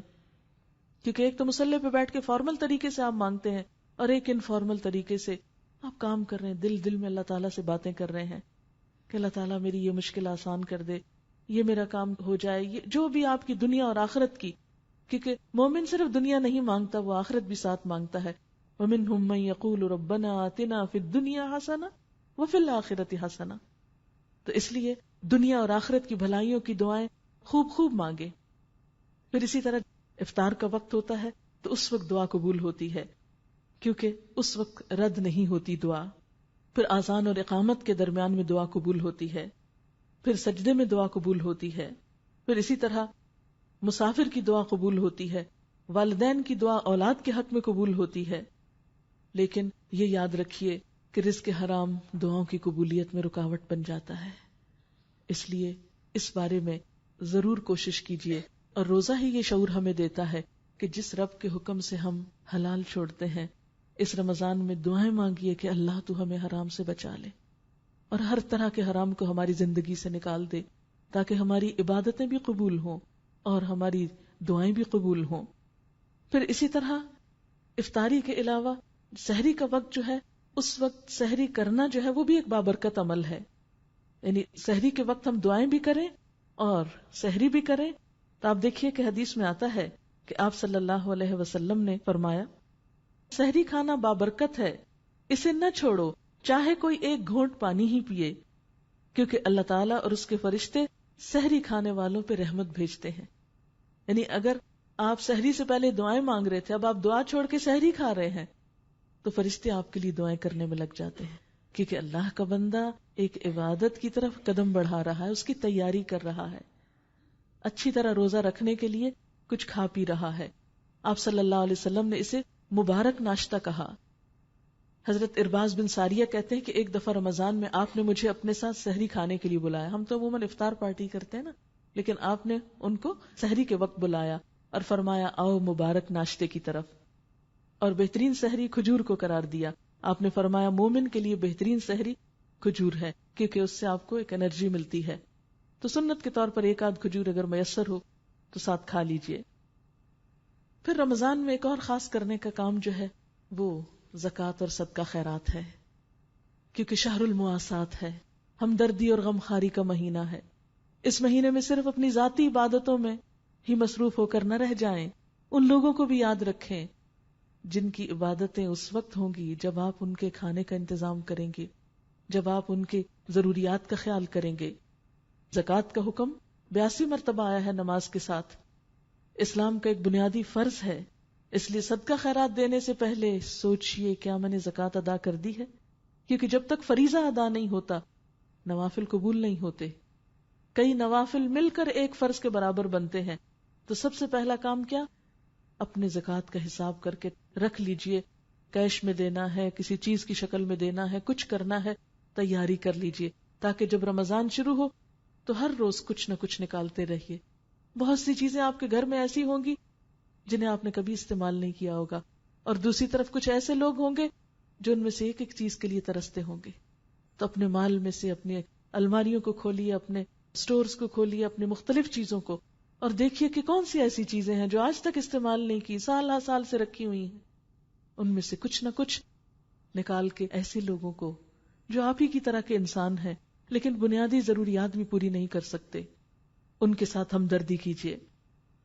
پھر اسی طرح فرائض کے علاوہ عام صدقہ خیرات، کیونکہ آپ صلی اللہ علیہ وسلم نے فرمایا صدقہ کرنے سے مال کم نہیں ہوتا اور پھر دولت میں اضافہ ہوتا ہے. اللہ تعالیٰ فرماتے ہیں وَمَا آتَيْتُم مِّن زَكَاةٍ تُرِيدُونَ وَجْهَ اللَّهِ فَأُولَٰئِكَ هُمُ الْمُضْعِفُونَ. جو زکوٰۃ تم اللہ کی خوشنودی حاصل کرنے کے لیے دیتے ہو، اس سے دراصل اپنے مال میں اضافہ کرتے ہو. جو بھی انسان مال خرچ کرتا ہے اللہ تعالیٰ اس کے پیچھے اور لے آتا ہے، کیونکہ جو آپ کی قسمت اور حصے کا ہے وہ تو آئے گا. دینے سے آپ کا اجر و ثواب بڑھے گا لیکن کم نہ ہوگا. اور اس کے برعکس جو لوگ زکوٰۃ ادا نہ کریں ان کے لیے سخت وعید بھی ہے. فرمایا وَالَّذِينَ يَكْنِزُونَ الذَّهَبَ وَالْفِضَّةَ وَلَا يُنْفِقُونَهَا فِي سَبِيلِ اللَّهِ فَبَشِّرْهُم بِعَذَابٍ أَلِيمٍ. جو لوگ سونا اور چاندی جمع کرتے ہیں اور اسے اللہ کے راستے میں خرچ نہیں کرتے، ان کو دردناک عذاب کی خوشخبری سنا دو. ایک دن آئے گا کہ اسی سونے چاندی پر جہنم کی آگ دہکائی جائے گی، پھر اسی سے ان لوگوں کی پیشانیوں، پہلوں اور پیٹھوں کو داغا جائے گا اور کہا جائے گا یہ ہے وہ خزانہ جو تم نے اپنے لیے جمع کیا، لو اب اپنی سمیٹی ہوئی دولت کا مزہ چکھو. ایک اور جگہ پر فرمایا وَلَا يَحْسَبَنَّ الَّذِينَ يَبْخَلُونَ بِمَا آتَاهُمُ اللَّهُ مِنْ فَضْلِهِ هُوَ خَيْرٌ لَهُمْ بَلْ هُوَ شَرٌّ لَهُمْ سَيُطَوَّقُونَ مَا بَخِلُوا بِهِ يَوْمَ الْقِيَامَةِ. جن لوگوں کو اللہ تعالیٰ اپنے فضل سے مال و دولت دیتا ہے پھر وہ بخل سے کام لیتے ہیں، وہ اس خیال میں نہ رہیں کہ یہ بخل ان کے حق میں بہتر ہے، بلکہ یہ ان کے لیے بہت برا ہے. اس بخل سے جو کچھ وہ جمع کر رہے ہیں اسے قیامت کے دن توق بنا کر ان کے گلے میں ڈال دیا جائے گا. ایک حدیث میں آتا ہے جس کو اللہ نے مال دیا اور اس نے اس کی زکوٰۃ ادا نہ کی تو قیامت کے دن اس کا مال گنجے سانپ کی شکل بن کر جس کی آنکھوں پہ 2 نقطے ہوں گے اس کے گلے کا توق بن جائے گا. اس کی دونوں باچھیں پکڑ کر کہے گا انا مالوکا انا کنزوکا، میں تیرا مال ہوں، میں تیرا خزانہ ہوں. پھر آپ نے یہی آیت تلاوت فرمائی. پھر اسی طرح رمضان کا آخری عشرہ بھی نیکیوں کے لحاظ سے بہت اہم ہے. آئیے یہ دیکھتے ہیں کہ اس عشرے میں ہم زیادہ سے زیادہ نیکیاں کس طرح سمیٹ سکتے ہیں. آخری عشرے کے کام. حضرت عائشہ رضی اللہ تعالی عنہا نبی صلی اللہ علیہ وسلم کے آخری عشرے کا معمول بتاتے ہوئے فرماتی ہیں جب رمضان کا آخری عشرہ شروع ہوتا تو آپ رات کا بیشتر حصہ جاگ کر گزارتے تھے. اب کیا ہے، نیند کم کر دیتے تھے اور اپنے گھر والوں کو بھی بیدار کرتے، یعنی صرف خود نہیں اوروں کو بھی ساتھ ملاتے اور عبادت میں خوب کمر کس لیتے اور خوب محنت کرتے. جدہ و شد المئزر، یعنی کمر کس لیتے، یعنی اپنے آپ کو بالکل فٹ کر لیتے کہ اب عبادت کرنا. اور اس کے لیے انسان کو ذہنی طور پر بھی تیار ہونے کی ضرورت ہوتی ہے کہ پہلے سے ہی پروگرام کچھ طے کرے. بہت سے کام جو آپ آخری عشرے میں جا کے بازاروں کو کرتے ہیں وہ پہلے سے ہی کر لیں تاکہ آخری عشرہ کہیں اور نہیں. کسی کے افطار کرنا کرانا تو وہ بھی ابھی کر لیں، اس وقت میں ایسے شغل نہیں، یعنی وہ آخری عشرہ اور زیادہ عبادت کے لیے خالص کرنا ہے. ایک اور روایت میں آتا ہے کان رسول اللہ صلی اللہ علیہ وسلم یجتہد فی العشر الاواخر ما لا یجتہد فی غیرہ، کہ آپ صلی اللہ علیہ وسلم آخری عشرے میں جتنی محنت کرتے تھے دوسرے دنوں میں اتنی محنت نہیں کرتے تھے. آخری عشرے کی ایک اور عبادت اعتکاف ہے. حضرت عائشہ رضی اللہ تعالیٰ عنہ فرماتی ہیں کہ نبی صلی اللہ علیہ وسلم رمضان کا آخری عشرہ اعتکاف میں گزارا کرتے تھے یہاں تک کہ آپ نے وفات پائی. آپ سے بڑھ کر مصروف اور مشغول کون ہوگا؟ آپ سے بڑھ کر ذمہ داریاں کس پر ہوں گی؟ لیکن اس کے باوجود آپ کی عبادت کا حال دیکھیں. ہم ذرا بھی کوئی خدمت خلق کا یا کوئی اور کام کرنے لگتے ہیں تو ہم کہتے ہیں بہت تھک گئے، کون عبادت کرے، اللہ تعالیٰ اسی پہ بہت راضی ہیں کہ ہم بندوں کا خیال رکھ رہے ہیں. ٹھیک ہے، یہ بہت اچھی بات ہے، لیکن عبادت عبادت ہے، اور کچھ عبادتیں ایسی ہیں اس پر آپ کمپرومائز نہیں کر سکتے. تو آپ صلی اللہ علیہ وسلم آخری عشرہ ہر سال اعتکاف کرتے تھے. اب آپ میں سے عورتوں کے لیے یہ کام واقعی مشکل ہے، میں نہیں کہتی کہ آپ کریں، لیکن جس کے پاس موقع ہو یا جس کے لیے آسانی ہو، جس کے اوپر ایسی ذمہ داریاں نہ ہوں چھوٹے بچوں کی یا کسی بیمار کی یا گھر میں کسی بزرگ کی یا کسی اور اسی طرح کی مثلا تعلیم دینے کی، اس صورت میں جس کے لیے موقع ہو وہ اعتکاف کرے. بخاری کی روایت میں آتا ہے کہ آپ اتنی پابندی سے اعتکاف فرماتے تھے کہ ایک مرتبہ آپ اعتکاف نہ بیٹھ سکے تو آپ نے شوال کے آخری 10 دن اعتکاف فرمایا. اور اعتکاف کرنے کے لیے کیا طریقہ ہے کہ اس میں انسان روزہ بھی رکھے. تو جو لوگ روزہ نہ رکھے پھر وہ خالی اعتکاف نہیں کرتے ہوتے، یعنی مسنون اعتکاف میں روزہ بھی لازم ہے. اور اسی طرح یہ ہے کہ اس میں دنیا کے کام نہیں آپ کر سکتے کہ آپ کسی جنازے میں شریک ہونے کو جا رہے ہیں یا آپ بازار جا رہے ہیں یا آپ اور ذمہ داریاں جو دنیا کی ہیں انہیں نبھا رہے ہیں. اس میں اعتکاف کی روح یہ ہے کہ تبتل الیہ تبتیلا، ہر چیز سے کٹ کر اللہ کی طرف راغب ہو جائے. پھر آخری عشرے میں لیلۃ القدر کی تلاش ہے. نبی صلی اللہ علیہ وسلم نے فرمایا یہ جو مہینہ تم پر آیا ہے اس میں ایک رات ایسی ہے جو 1000 مہینوں سے بہتر ہے. جو شخص اس سے محروم رہا وہ ہر بھلائی سے محروم رہا. نیز فرمایا لیلۃ القدر کی سعادت سے صرف بد نصیب ہی محروم کیا جاتا ہے. تو ظاہر بد نصیب ہے وہ جو اس کی طاق راتوں کو نہیں جاگے گا یا اس کو تلاش نہیں کرے گا. آپ نے فرمایا من قام لیلۃ القدر ایمانا واحتسابا غفر له ما تقدم من ذنبه، جس نے شب قدر میں ایمان اور احتساب کے ساتھ یعنی ثواب کی نیت سے قیام کیا اس کے پچھلے سارے گناہ معاف کر دیے جائیں گے. اس رات کی خاص دعا بھی سکھائی گئی ہے. حضرت عائشہ فرماتی ہیں کہ میں نے نبی صلی اللہ علیہ وسلم سے پوچھا اگر مجھے معلوم ہو جائے کہ یہ لیلۃ القدر ہے تو میں کیا پڑھوں؟ آپ نے فرمایا یہ دعا پڑھو اللہم انک عفو تحب العفو فاعف عنی، اے اللہ تو بہت معاف کرنے والا ہے، معاف کرنا تجھے پسند ہے، پس تو مجھے معاف کر دے. رمضان کا روزہ ایک طرح کی اجتماعی عبادت بھی ہوتی ہے، ایک اتحاد کی فضا بھی پیدا ہوتی ہے اس مہینے میں. ساری مسلمان سوسائٹی جو ہے یا ساری اسلامک سوسائٹی جو ہے، مسلمان معاشرہ اکٹھے ہو کر پوری دنیا میں روزے رکھ رہے ہوتے ہیں تو وہ سب کے ساتھ ایک ہم آہنگی ہو جاتی ہے. اور ویسے بھی انسان جب خود بھوک سے ہوتا ہے روزے کی حالت میں تو دوسروں کی بھوک پیاس بھی اور دوسروں کی تکلیف بھی ضرور محسوس ہونے لگتی ہے. اس طرح روزہ نفس کا تزکیہ بھی کرتا ہے اور دوسری طرف انسانوں کی ضروریات کا احساس بھی دلاتا ہے. اور جس انسان کو دوسرے کی ضروریات کا احساس ہو گیا یقیناً اس کے دوسرے انسانوں کے ساتھ تعلقات بھی عمدہ ہو جائیں گے. تو باہمی تعلقات کو اچھا کرنے کا بھی ایک موقع ہے. اور دوسرے انسانوں میں سب سے نمبر 1 اپنے رشتہ دار آتے ہیں، کیونکہ آپ میں سے بہت سے لوگ ایسے ہیں جنہیں اللہ نے کچھ دے رکھا ہوگا لیکن ان کے اپنے ہی سگے بہن بھائی پائی پائی کو ترس رہے ہوں گے. ایسے لوگوں کو خاص طور پر اس مہینے میں یاد کیجئے، کیونکہ رشتہ داریوں میں جب مالی لحاظ سے بہت فرق ہو جاتا ہے تو بعض اوقات تعلقات بالکل ختم ہو کر رہ جاتے ہیں، کیونکہ ترسنے والوں کا ترسنا ہم سمجھ نہیں سکتے. روزہ جب اس میں بھوک کاٹتے ہیں تو ہمارے دل میں ایک احساس پیدا ہوتا ہے کہ جن لوگوں کے پاس وقت پر بھی کھانے کو نہیں ان کا کیا حال ہوگا. اس لیے سب سے پہلے اپنے رشتہ داروں کو یاد کیجئے، پھر اس کے بعد مسکینوں کو، فقیروں کو، یتیموں کو، پھر اسی طرح اور جو بھی ضرورت مند ہیں ان کو، پھر اسی طرح فی سبیل اللہ، اللہ کے راستے میں، دین کی تبلیغ میں، صدقہ جاریہ کے کاموں میں. کیونکہ ایک درہم جو اللہ کے راستے میں خرچ کیا جاتا ہے وہ 700 گنا بڑھ جاتا ہے. کیونکہ دین کی تعلیم جب عام ہوتی ہے، لوگوں میں خیر پھیلتی ہے تو بہت سے لوگ نیکی میں شریک ہو جاتے ہیں، بہت سے لوگ اپنے رشتہ داروں کا خیال رکھنے لگتے ہیں، معاشرے میں ایک عام خیر پھیلتی ہے. لیکن جب تک جہالت ہوتی ہے، لا علمی ہوتی ہے، لوگوں کو پتہ ہی نہیں ہوتا کرنا کیا ہے. اس لیے ایک حصہ تو غریبوں یتیموں کے لیے رکھیں، لیکن دوسری طرف کچھ نہ کچھ اپنا مال چاہے معمولی ہو تھوڑا ہو اس کام کے لیے بھی ضرور نکالیے کہ دنیا بھر میں دین کی تبلیغ اور اسلام کی تعلیم کا کام ہو. پھر اسی طرح یہ ہے کہ عام طور پر یہ سمجھا جاتا ہے کہ شاید پہننے والے زیور پہ زکوٰۃ نہیں. وہ حدیث معروف ہے جس میں ایک خاتون حضور صلی اللہ علیہ وسلم کے پاس آئیں، ان کے بیٹی کے ہاتھوں میں 2 کنگن تھے جو سونے کے تھے. تو آپ نے پوچھا کہ کیا تم ان کی زکوٰۃ ادا کرتی ہو؟ تو اس نے کہا کہ نہیں. تو آپ نے فرمایا کیا تم پسند کرو گی کہ تمہاری بیٹی کے ہاتھ میں قیامت کے دن آنکھ کے کنگن ہو؟ اس پر اس نے وہ اتارے اور کہا یہ اللہ اور اس کے رسول کے لیے، جس کام میں چاہیں لگا دیں. پھر اور کرنے کا کام کیا ہے؟ آخری عشرے کا اہتمام. آخری عشرہ آپ صلی اللہ علیہ وسلم کا طریقہ کیا ہوتا تھا کہ جب آخری عشرہ آ جاتا تھا تو آپ راتوں کو خود بھی اٹھتے تھے اور اپنے گھر والوں کو بھی اٹھاتے تھے. اور آپ رمضان کی آخری راتوں میں بہت زیادہ سخاوت کرنے والے ہوتے تھے. یعنی رمضان میں ویسے بھی آپ سخاوت کرتے تھے، لیکن آخری راتوں میں خاص طور پر جب آپ جبریل علیہ السلام سے ملاقات کرتے تھے. حدیث میں آتا ہے کہ آپ تیز ہوا سے بڑھ کر سخی ہو جاتے تھے جب آپ جبریل سے ملاقات کرتے تھے.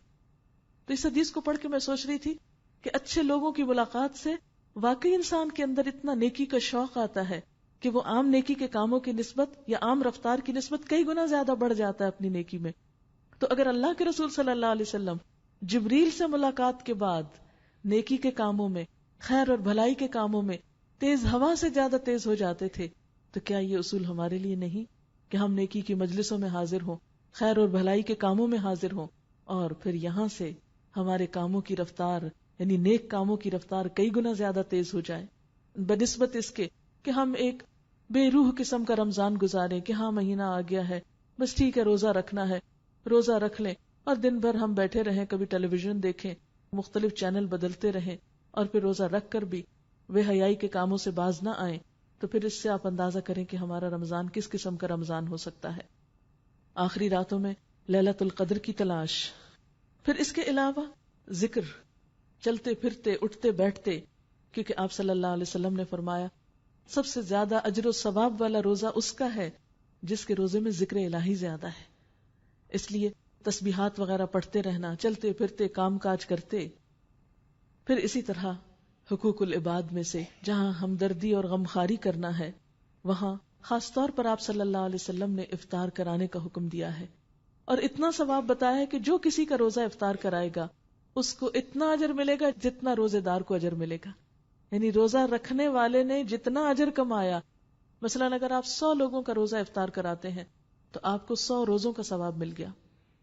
جب ہم پڑھتے ہیں نا کہ رمضان میں ایک رات ایسی ہے جو 1000 مہینوں سے بہتر ہے، تو کبھی انسان سوچتا ہے کہ ایک تھوڑے وقت میں 1000 مہینوں جتنی نیکی کیسے کر سکتا ہے انسان.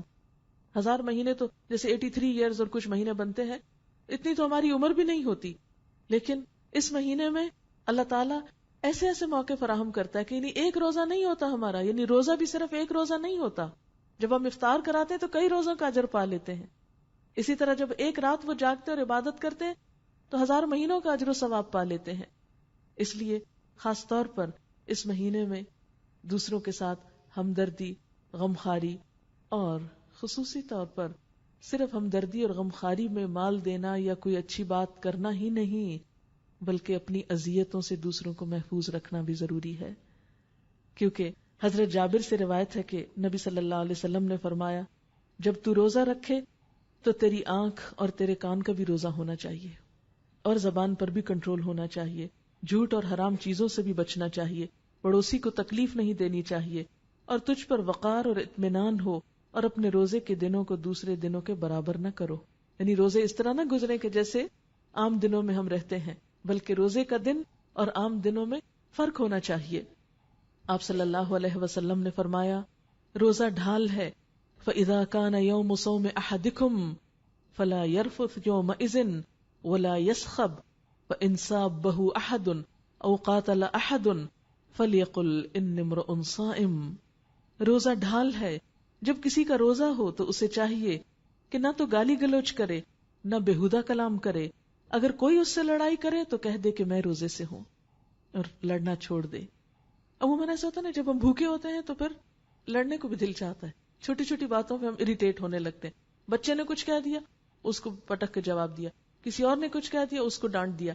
تو وہ جو ایک بھوک کی اریٹیشن ہوتی ہے، اس میں بہت احتمال ہوتا ہے اس بات کا کہ ہم روزہ رکھ کر پھر اپنی زبان کی حفاظت نہ کریں. اس لیے ہم دیکھتے ہیں کہ آپ صلی اللہ علیہ وسلم نے فرمایا لیس الصیام عن الطعام والشرب انما الصیام من اللغو والرفث.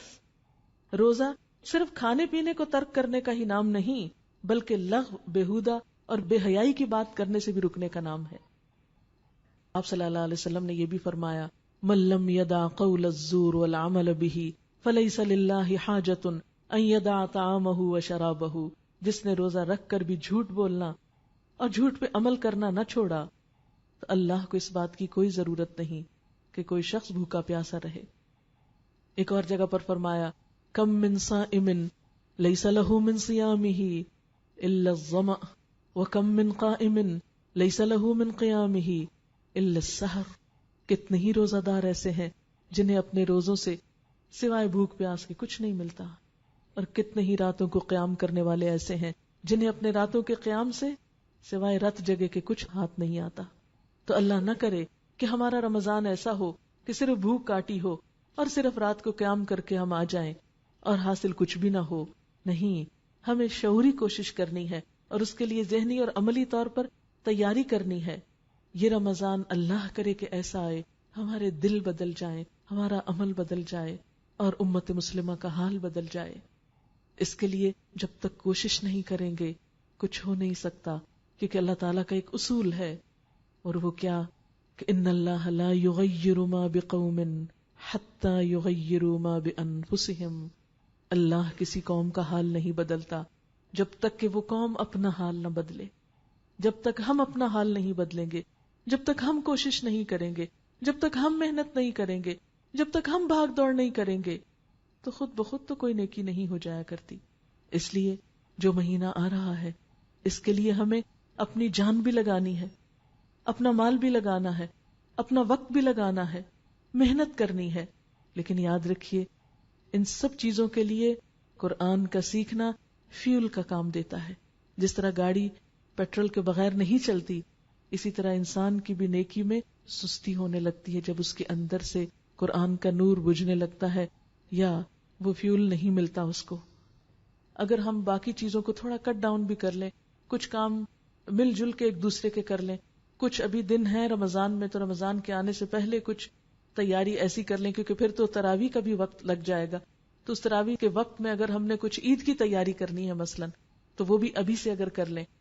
جو کچھ لینا ہے اور راشن وغیرہ کوئی اور چیزیں گھر میں جو ڈالنی ہے جا کے اپنے کچن کو سارا جائزہ لیں، اور چیزوں کا کیا کیا مجھے ضرورت ہو سکتی ہے رمضان اور عید کے لیے، ان سب چیزوں کی رمضان کے آنے سے پہلے تیاری کر کے رکھ لیں تاکہ یہ مہینہ جب آئے تو آپ بھی حضور صلی اللہ علیہ وسلم کی طرح نیکی کے کاموں میں تیز آندھی سے بھی زیادہ، تیز ہوا سے بھی زیادہ تیز ہو جائیں.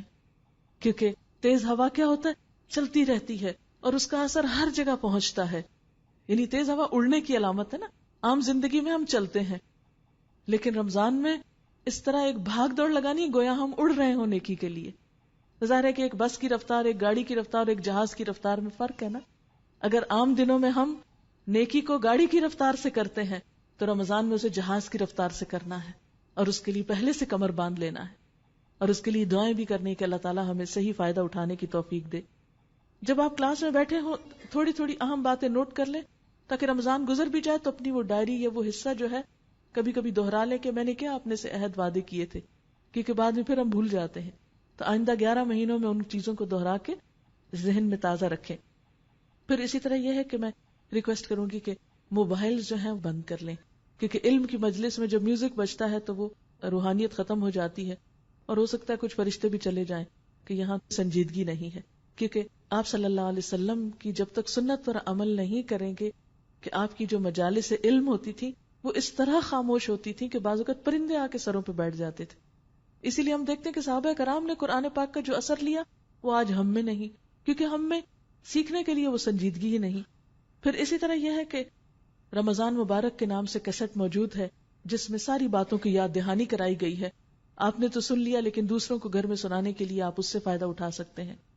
اور اسی طرح گھر میں سننے کے لیے قرآن پاک کا ترجمہ چاہیے تو وہ ریکارڈڈ اویلیبل ہے.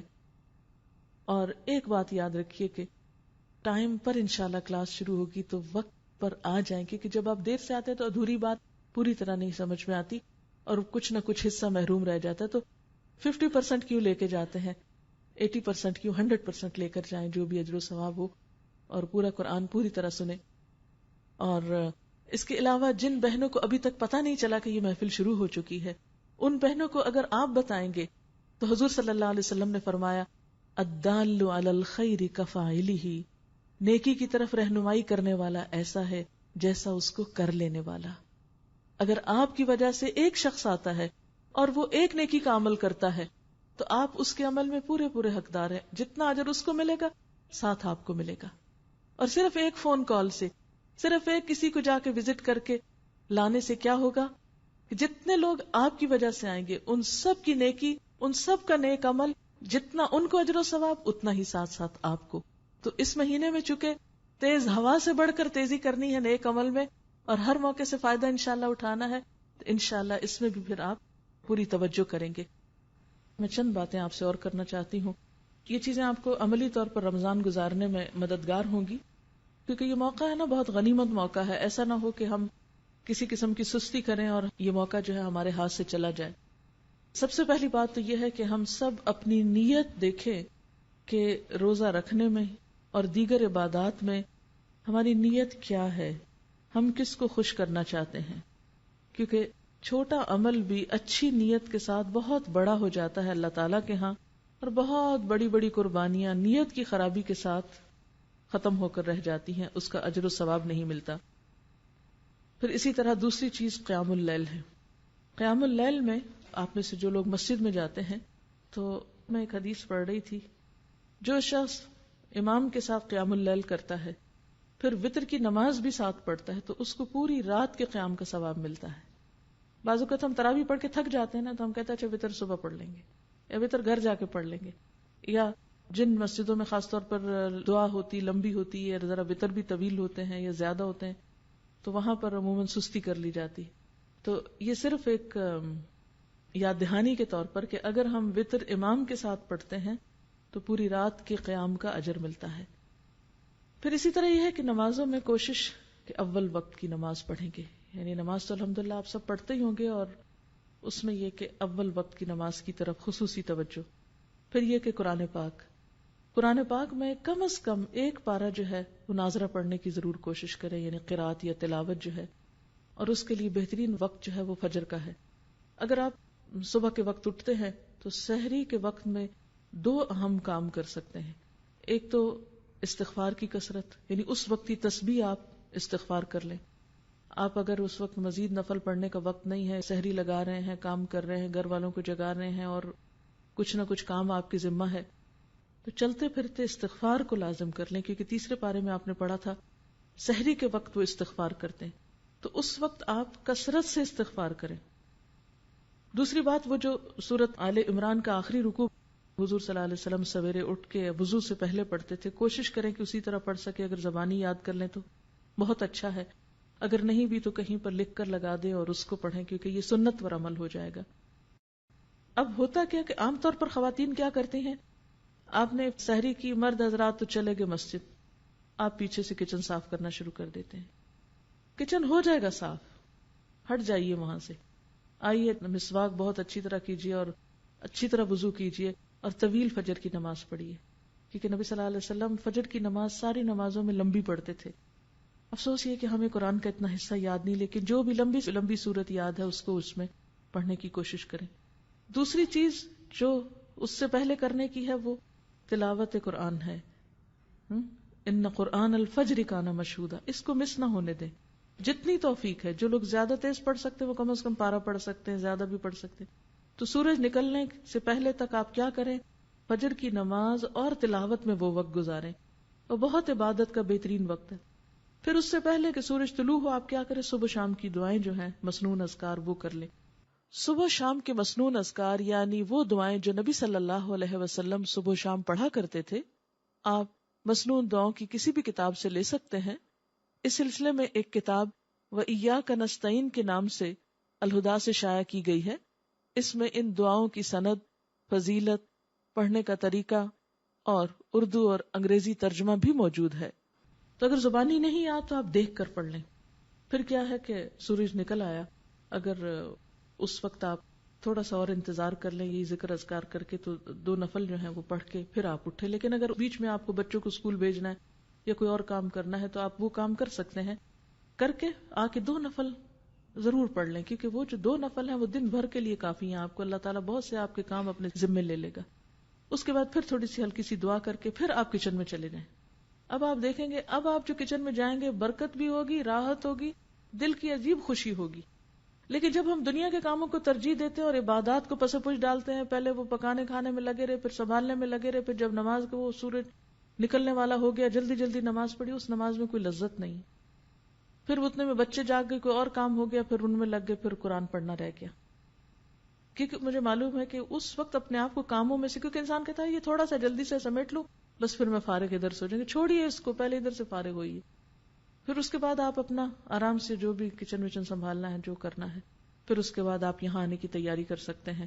اور اگر آپ کے پاس کچھ اور وقت بیچ میں ہے، ہر ایک کی چونکہ مصروفیات فرق ہیں، اس لیے میں تھوڑا سا یہ ٹپس دے رہی ہوں آپ کو، ہو سکتا ہے آپ تو اس سے بہتر پروگرام رکھتے ہوں، لیکن شاید میرے جیسوں کو کچھ ضرورت ہو اپنے آپ کو روٹین میں اس طرح لانے کی، تو آپ کوئی کتاب پڑھ سکتے ہیں یا ذکر اذکار چلتے پھرتے کر سکتے ہیں، گھر کو سمیٹ سنبھال لیجئے، پھر آپ آ جائیے، پھر آپ یہاں قرآن پاک سنتے ہیں، کیونکہ علم کے رستے پر ایک ایک قدم جو انسان نکل کر آتا ہے اس کا بے پناہ اجر ہے، اور مل بیٹھ کے جو ہم پڑھتے ہیں اس کی ایک اور ہی برکت ہے۔ اور پھر اس کے بعد آپ یہاں اگر کوشش کریں ظہر کی نماز پڑھ کر جائیں، اگر یہاں نہیں تو گھر جا کر فوراً ہی پھر آپ ظہر کی نماز پڑھیں، اور پھر اس کے بعد یہ ہے کہ اگر آرام کرنا ہے کچھ دیر آرام کر لیں تاکہ پھر شام کی عبادت جو ہے رات کی اچھی ہو۔ تو پھر اس کے بعد ہر ایک اپنے اپنی روٹین کا کام کر سکتا ہے۔ پھر خاص طور پر افطار کے قریب جو ہے وہ تھوڑا سا اپنے آپ کو روحانیت کی طرف پھر لائیں، افطاری لگا لیں، کر لیں جو بھی کرنا ہے، 5 منٹ دیں، 3 منٹ دیں، 2 منٹ دیں، 10 منٹ دیں، حسب توفیق جو کسی کو اویلیبل ہے۔ کہیں پر بھی ہیں آپ، اپنے گھر میں یا کہیں افطار کرنے گئے ہیں یا کوئی آپ کی طرف آیا ہے یا آپ کسی گاڑی میں بیٹھے ہوئے ہیں، افطار سے پہلے کے چند لمحے انتہائی قیمتی ہیں، دعاؤں کی قبولیت کا وقت ہے، اس میں پھر دعا کی طرف رجوع کریں۔ اور جو دعاؤں کی کتاب جیسے قرآنی اور مسنون اذکار کی کتاب اگر آپ کے پاس ہو تو اس میں سے اگر آپ ساری پڑھ لیں تو پڑھ لیں، ساری نہیں پڑھ سکتے تو 5-7 پڑھ لیں، پھر اگلے دن اگلی 5-7، جتنا جس کو توفیق ہے۔ ہر ایک کے حالات ایک جیسے نہیں، کچھ کے بچے بہت چھوٹے ہوتے ہیں، کچھ لوگ ہر چیز سے فارغ ہوتے ہیں، اب جن کے پاس جتنی فراغت ہے اتنا ان کا حساب ہے، تو وہ اتنا زیادہ آپ توجہ ادھر کر لیں۔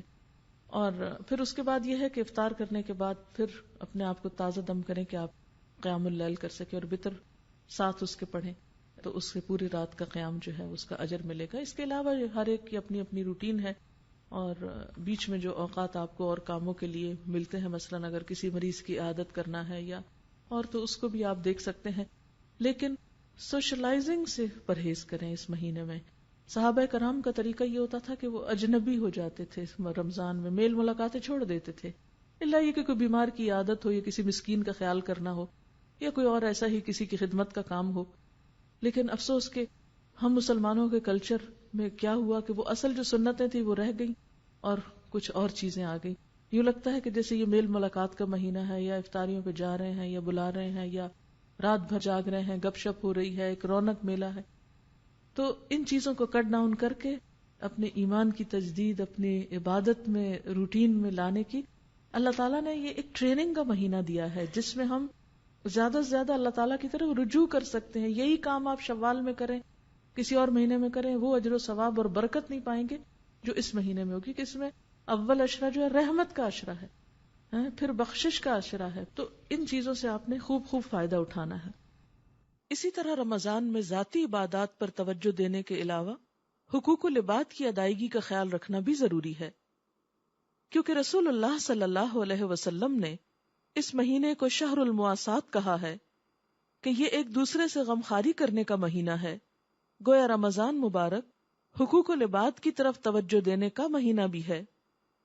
رمضان کا روزہ ایک اجتماعی عبادت ہے جو مسلمانوں میں باہم اتحاد کی فضا پیدا کرتا ہے۔ روزے کی وجہ سے جب بندہ خود بھوک محسوس کرتا ہے تو دوسروں کی بھوک اس کو زیادہ بہتر طور پر محسوس ہو سکتی ہے۔ روزہ جہاں انسانی نفس کا تزکیہ کرتا ہے، وہاں انسانوں کے باہمی تعلقات کو بھی بہتر بنانے کی فضا مہیا کرتا ہے، اور ہمارا دین تو ہمیں سب کے ساتھ خیرخواہی کرنے کا پیغام دیتا ہے، جیسے آپ صلی اللہ علیہ وسلم نے فرمایا، مسلمان کا بھائی ہے، نہ اس پہ ظلم کرتا ہے، نہ اس کی مدد چھوڑتا ہے۔ جو اپنے بھائی کی حاجت پوری کرنے میں لگا ہو، اللہ اس کی حاجت پوری فرمانے میں لگا ہوتا ہے۔ اور جو کسی مسلمان کی پریشانی دور کرتا ہے اللہ تعالیٰ اس کی وجہ سے اس کی قیامت کی پریشانیوں میں سے کوئی بڑی پریشانی دور کر دے گا، اور جس نے کسی مسلمان کی پردہ پوشی کی اللہ تعالیٰ قیامت کے دن اس کی پردہ پوشی کرے گا۔ اسی طرح ایک اور حدیث میں آتا ہے کہ بیوہ عورت اور مسکین کی خبرگیری کرنے والا اللہ کی راہ میں سعی کرنے والے کی مانند ہے، یعنی خاص طور پر بیواؤں اور حاجت مندوں کا خیال کرنا ہے، ان کی ضروریات پوری کرنا ہے۔ آپ صلی اللہ علیہ وسلم نے فرمایا بیوہ اور مسکین کی خبرگیری کرنے والا اس شب بیدار شخص کی مانند ہے جو عبادت اور شب بیداری میں سستی نہیں کرتا، اور اس روزہ دار کی مانند ہے جو دن کو کبھی افطار نہیں کرتا۔ آپ صلی اللہ علیہ وسلم نے فرمایا وہ شخص کامل مومن نہیں جو پیٹ بھر کر کھائے اور اس کا ہمسایہ اس کے بازو میں بھوکا رہے، یعنی اپنے آس پاس دائیں بائیں اپنی بلڈنگ میں اپنے ایریے میں دیکھے کہ کوئی اور ضرورت مند تو نہیں، کون کس حال میں ہے۔ آپ صلی اللہ علیہ وسلم نے فرمایا آگ سے بچو چاہے کھجور کے ایک ٹکڑے سے ہی ممکن کیوں نہ ہو، یعنی اگر ایک کھجور تک بھی آپ تقسیم کر سکتے ہیں تو اس کا بھی اہتمام کرنا چاہیے۔ پھر اسی طرح روزہ افطار کرنا، آپ نے فرمایا جس نے کسی روزہ دار کا روزہ کھلوایا یا کسی مجاہد کو تیار کیا تو اس کے لیے بھی اس کی مثل اجر ہے، یعنی روزہ رکھنے والے کے روزے کا اور جہاد کرنے والے کے جہاد کا۔ پھر اسی طرح بیمار کی عیادت، یعنی رمضان کے مہینے میں عام ملاقاتوں کی نسبت ضرورت کی ملاقاتیں باقی رہنی چاہیے، اور اس میں خاص طور پر اگر کوئی بیمار ہو۔ پھر حقوق العباد کی ادائیگی میں دوسروں کا خیال رکھنے کے علاوہ اہم ترین چیز یہ ہے کہ اگر ہم کسی کے لیے کچھ نہیں کر سکتے، نہیں ہے ہم میں ہمت توفیق، ہم صرف اپنا روزہ لے کر بیٹھے ہوئے ہیں، تو کم از کم ان کو اذیتوں سے بچائیں۔ کسی کو دکھ تو نہ دیں، کسی کو خوشی نہیں دے سکتے نہ دیں، لیکن کامیاب ہے وہ شخص جو دوسروں کو اپنی تکلیف اور اذیت سے محفوظ رکھتا ہے۔ المسلم من سلم المسلمون من لسانہ ویدہ، مسلمان وہ ہے جو اپنی زبان اور اپنے ہاتھ سے دوسروں کو محفوظ رکھے۔ اور پھر ایک دوسرے کی جان اور مال اور عزت کا احترام، کل المسلم علی المسلم حرام دمہ ومالہ وعرضہ، ہر مسلمان پر دوسرے مسلمان کا خون، مال اور عزت حرام ہے۔ اور روزے میں اس کی تربیت اور بہتر طور پر ہو سکتی ہے، کیونکہ زبان کو جھوٹ سے، چغلی سے، ہر چیز آپ کو بچانا ہے۔ حضرت جابر سے روایت ہے جب تو روزہ رکھے تو تیری آنکھ اور تیرے کان کا بھی روزہ ہونا چاہیے، زبان پر بھی کنٹرول ہونا چاہیے، جھوٹ اور حرام چیزوں سے بھی بچنا چاہیے، پڑوسی کو تکلیف نہیں دینی چاہیے، اور تجھ پر وقار اور اطمینان ہو، اور اپنے روزے کے دنوں کو دوسرے دنوں کے برابر نہ کر، یعنی روزے کا دن جو ہے وہ دوسرے دنوں سے مختلف نظر آنا چاہیے، اس کی روٹین، اس کے کام، اس کا پروگرام، سب کچھ۔ اور اگر کوئی شخص روزہ رکھ کر بھی جھوٹ بولنا نہیں چھوڑتا اور دوسروں کو ستانا نہیں چھوڑتا تو آپ صلی اللہ علیہ وسلم نے فرمایا جو شخص روزہ رکھ کر جھوٹ بولنا اور اس پر عمل کرنا نہ چھوڑے اللہ کو اس بات کی کوئی حاجت نہیں کہ وہ کھانا پینا چھوڑے۔ گویا روزہ صرف کھانا پینا چھوڑنے کا نام نہیں۔ اسی طرح خاص طور پر لڑائی جھگڑے سے پرہیز، کیونکہ آپ صلی اللہ علیہ وسلم نے فرمایا، حضرت ابو ہریرہ سے روایت ہے کہ روزہ کھانے پینے سے رکنے کا نام نہیں بلکہ بےہودہ اور فحش کاموں سے رکنے کا نام ہے، لہٰذا اگر روزہ دار سے کوئی گالی گلوچ کرے یا جہالت سے پیش آئے تو اسے کہہ دینا چاہیے کہ میں روزے سے ہوں، یعنی میں جواب نہیں دوں گا۔ اور پھر اس حدیث میں خاص طور پر لغو سے بچنے کے لیے کہا گیا، بےہودہ باتوں سے بچنے کے لیے کہا گیا۔ بےہودہ باتیں کیا اور لغو کیا ہے؟ جس میں کوئی فائدہ نہ ہو، بس محض گپ شپ۔ یعنی بعض اوقات یہ ہوتا ہے نا کہ روزے میں ٹائم کچھ بچ جاتا ہے، کھانا کھانے میں بھی تو ٹائم لگتا ہے نا، تو دن میں جب کچھ کھانا نہیں ہوتا تو وہ کھانے میں جتنا ٹائم ہمارا لگتا ہے وہ بچ جاتا ہے، تو اس میں ہم کیا کرتے ہیں، فون اٹھا لیتے ہیں، ادھر بات کر ادھر کر، فالتو باتیں، فضول باتیں، تو ان سے بچنا چاہیے۔ پھر اسی طرح رفث سے بھی بچنا چاہیے۔ اور پھر آخر میں ہم سب کو اپنا جائزہ لینا چاہیے کہ کیا اس رمضان میں ہمارے ایمان میں اضافہ ہو رہا ہے، ہمارے اندر خشوع پیدا ہو رہا ہے، ہماری عبادات بہتر ہو رہی ہیں، ہمارے علم میں اضافہ ہو رہا ہے، ہم اپنے اذیتوں کو روکنے میں کامیاب ہو رہے ہیں، کیونکہ اگر یہ سب کچھ نہیں تو تقویٰ نہیں، اور تقویٰ نہیں تو کچھ حاصل نہیں۔ اسی طرح ایک اور روایت میں آتا ہے، حضرت کعب بن عجرہ فرماتے ہیں نبی صلی اللہ علیہ وسلم نے فرمایا ممبر لاؤ، ہم ممبر لائے، جب آپ نے اس کی پہلی سیڑھی پہ قدم رکھا تو فرمایا آمین، جب دوسری پہ رکھا تو فرمایا آمین، جب تیسری پہ رکھا فرمایا آمین۔ جب نیچے تشریف لائے تو ہم نے عرض کیا، اے اللہ کے رسول صلی اللہ علیہ وسلم، آج ہم نے آپ سے ایسی بات سنی ہے جس سے پہلے کبھی نہیں سنی. آپ نے فرمایا جبریل علیہ السلام میرے پاس آئے اور کہا اس آدمی کے لیے ہلاکت ہے جس نے رمضان کا مہینہ پایا اور اپنے گناہوں کی معافی اور بخشش حاصل نہ کر سکا. اس کے جواب میں آپ نے آمین کہی. آپ خود سوچئے کہ اگر دعا مانگنے والے جبریل علیہ السلام ہوں اور اس پر آمین آپ صلی اللہ علیہ وسلم نے کہی ہو تو پھر اس کی قبولیت کیوں نہ ہوگی. پھر اسی طرح جب آپ نے دوسری سیڑھی پر قدم رکھا تو جبریل نے کہا اس آدمی کے لیے ہلاکت جس کے سامنے آپ کا ذکر کیا جائے اور وہ آپ پر درود نہ بھیجے. اس پر آپ نے جواب میں آمین کہا. تیسری سیڑھی پر جبریل علیہ السلام نے کہا اس آدمی کے لیے ہلاکت جس نے اپنے ماں باپ دونوں یا ان میں سے کسی ایک کو بڑھاپے کی حالت میں پایا اور ان کی خدمت کر کے جنت حاصل نہ کی. تو اس کے جواب میں بھی آپ نے آمین کہا. گویا ہم سب کو اپنا اپنا احتساب خود کرنا ہے, اپنا اپنا جائزہ خود لینا ہے اور کوشش کر کے ایسے کام کرنے ہیں کہ جو ہماری بخشش کا سبب بنے.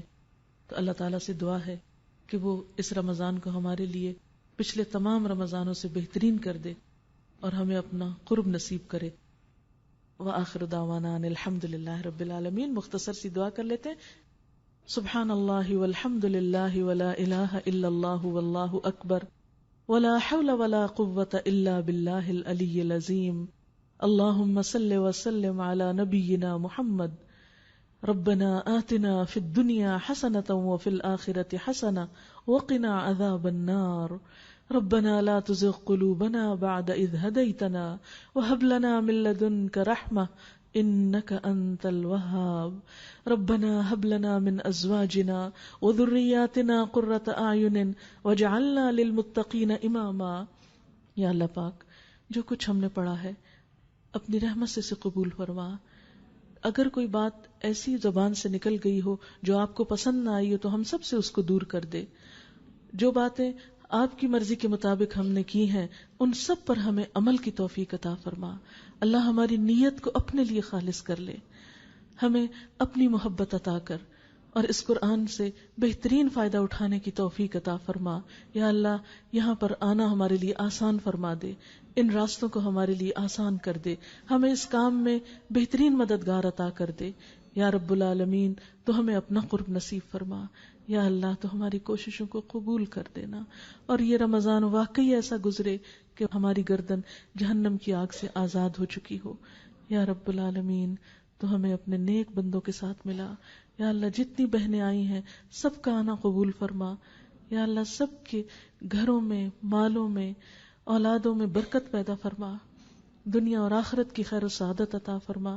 جن لوگوں نے اس محفل کے لیے کوشش کی ہے, جنہوں نے محنت کی ہے, یا اللہ انہیں اس کی بہترین جزا عطا فرما. یا اللہ ہم سب کے دلوں کو باہم جوڑ دے اور ہم سب کو مل جل کر نیکی کے راستے پہ آگے بڑھنے کی توفیق دے. یا اللہ تو ہم سب سے راضی ہو جا.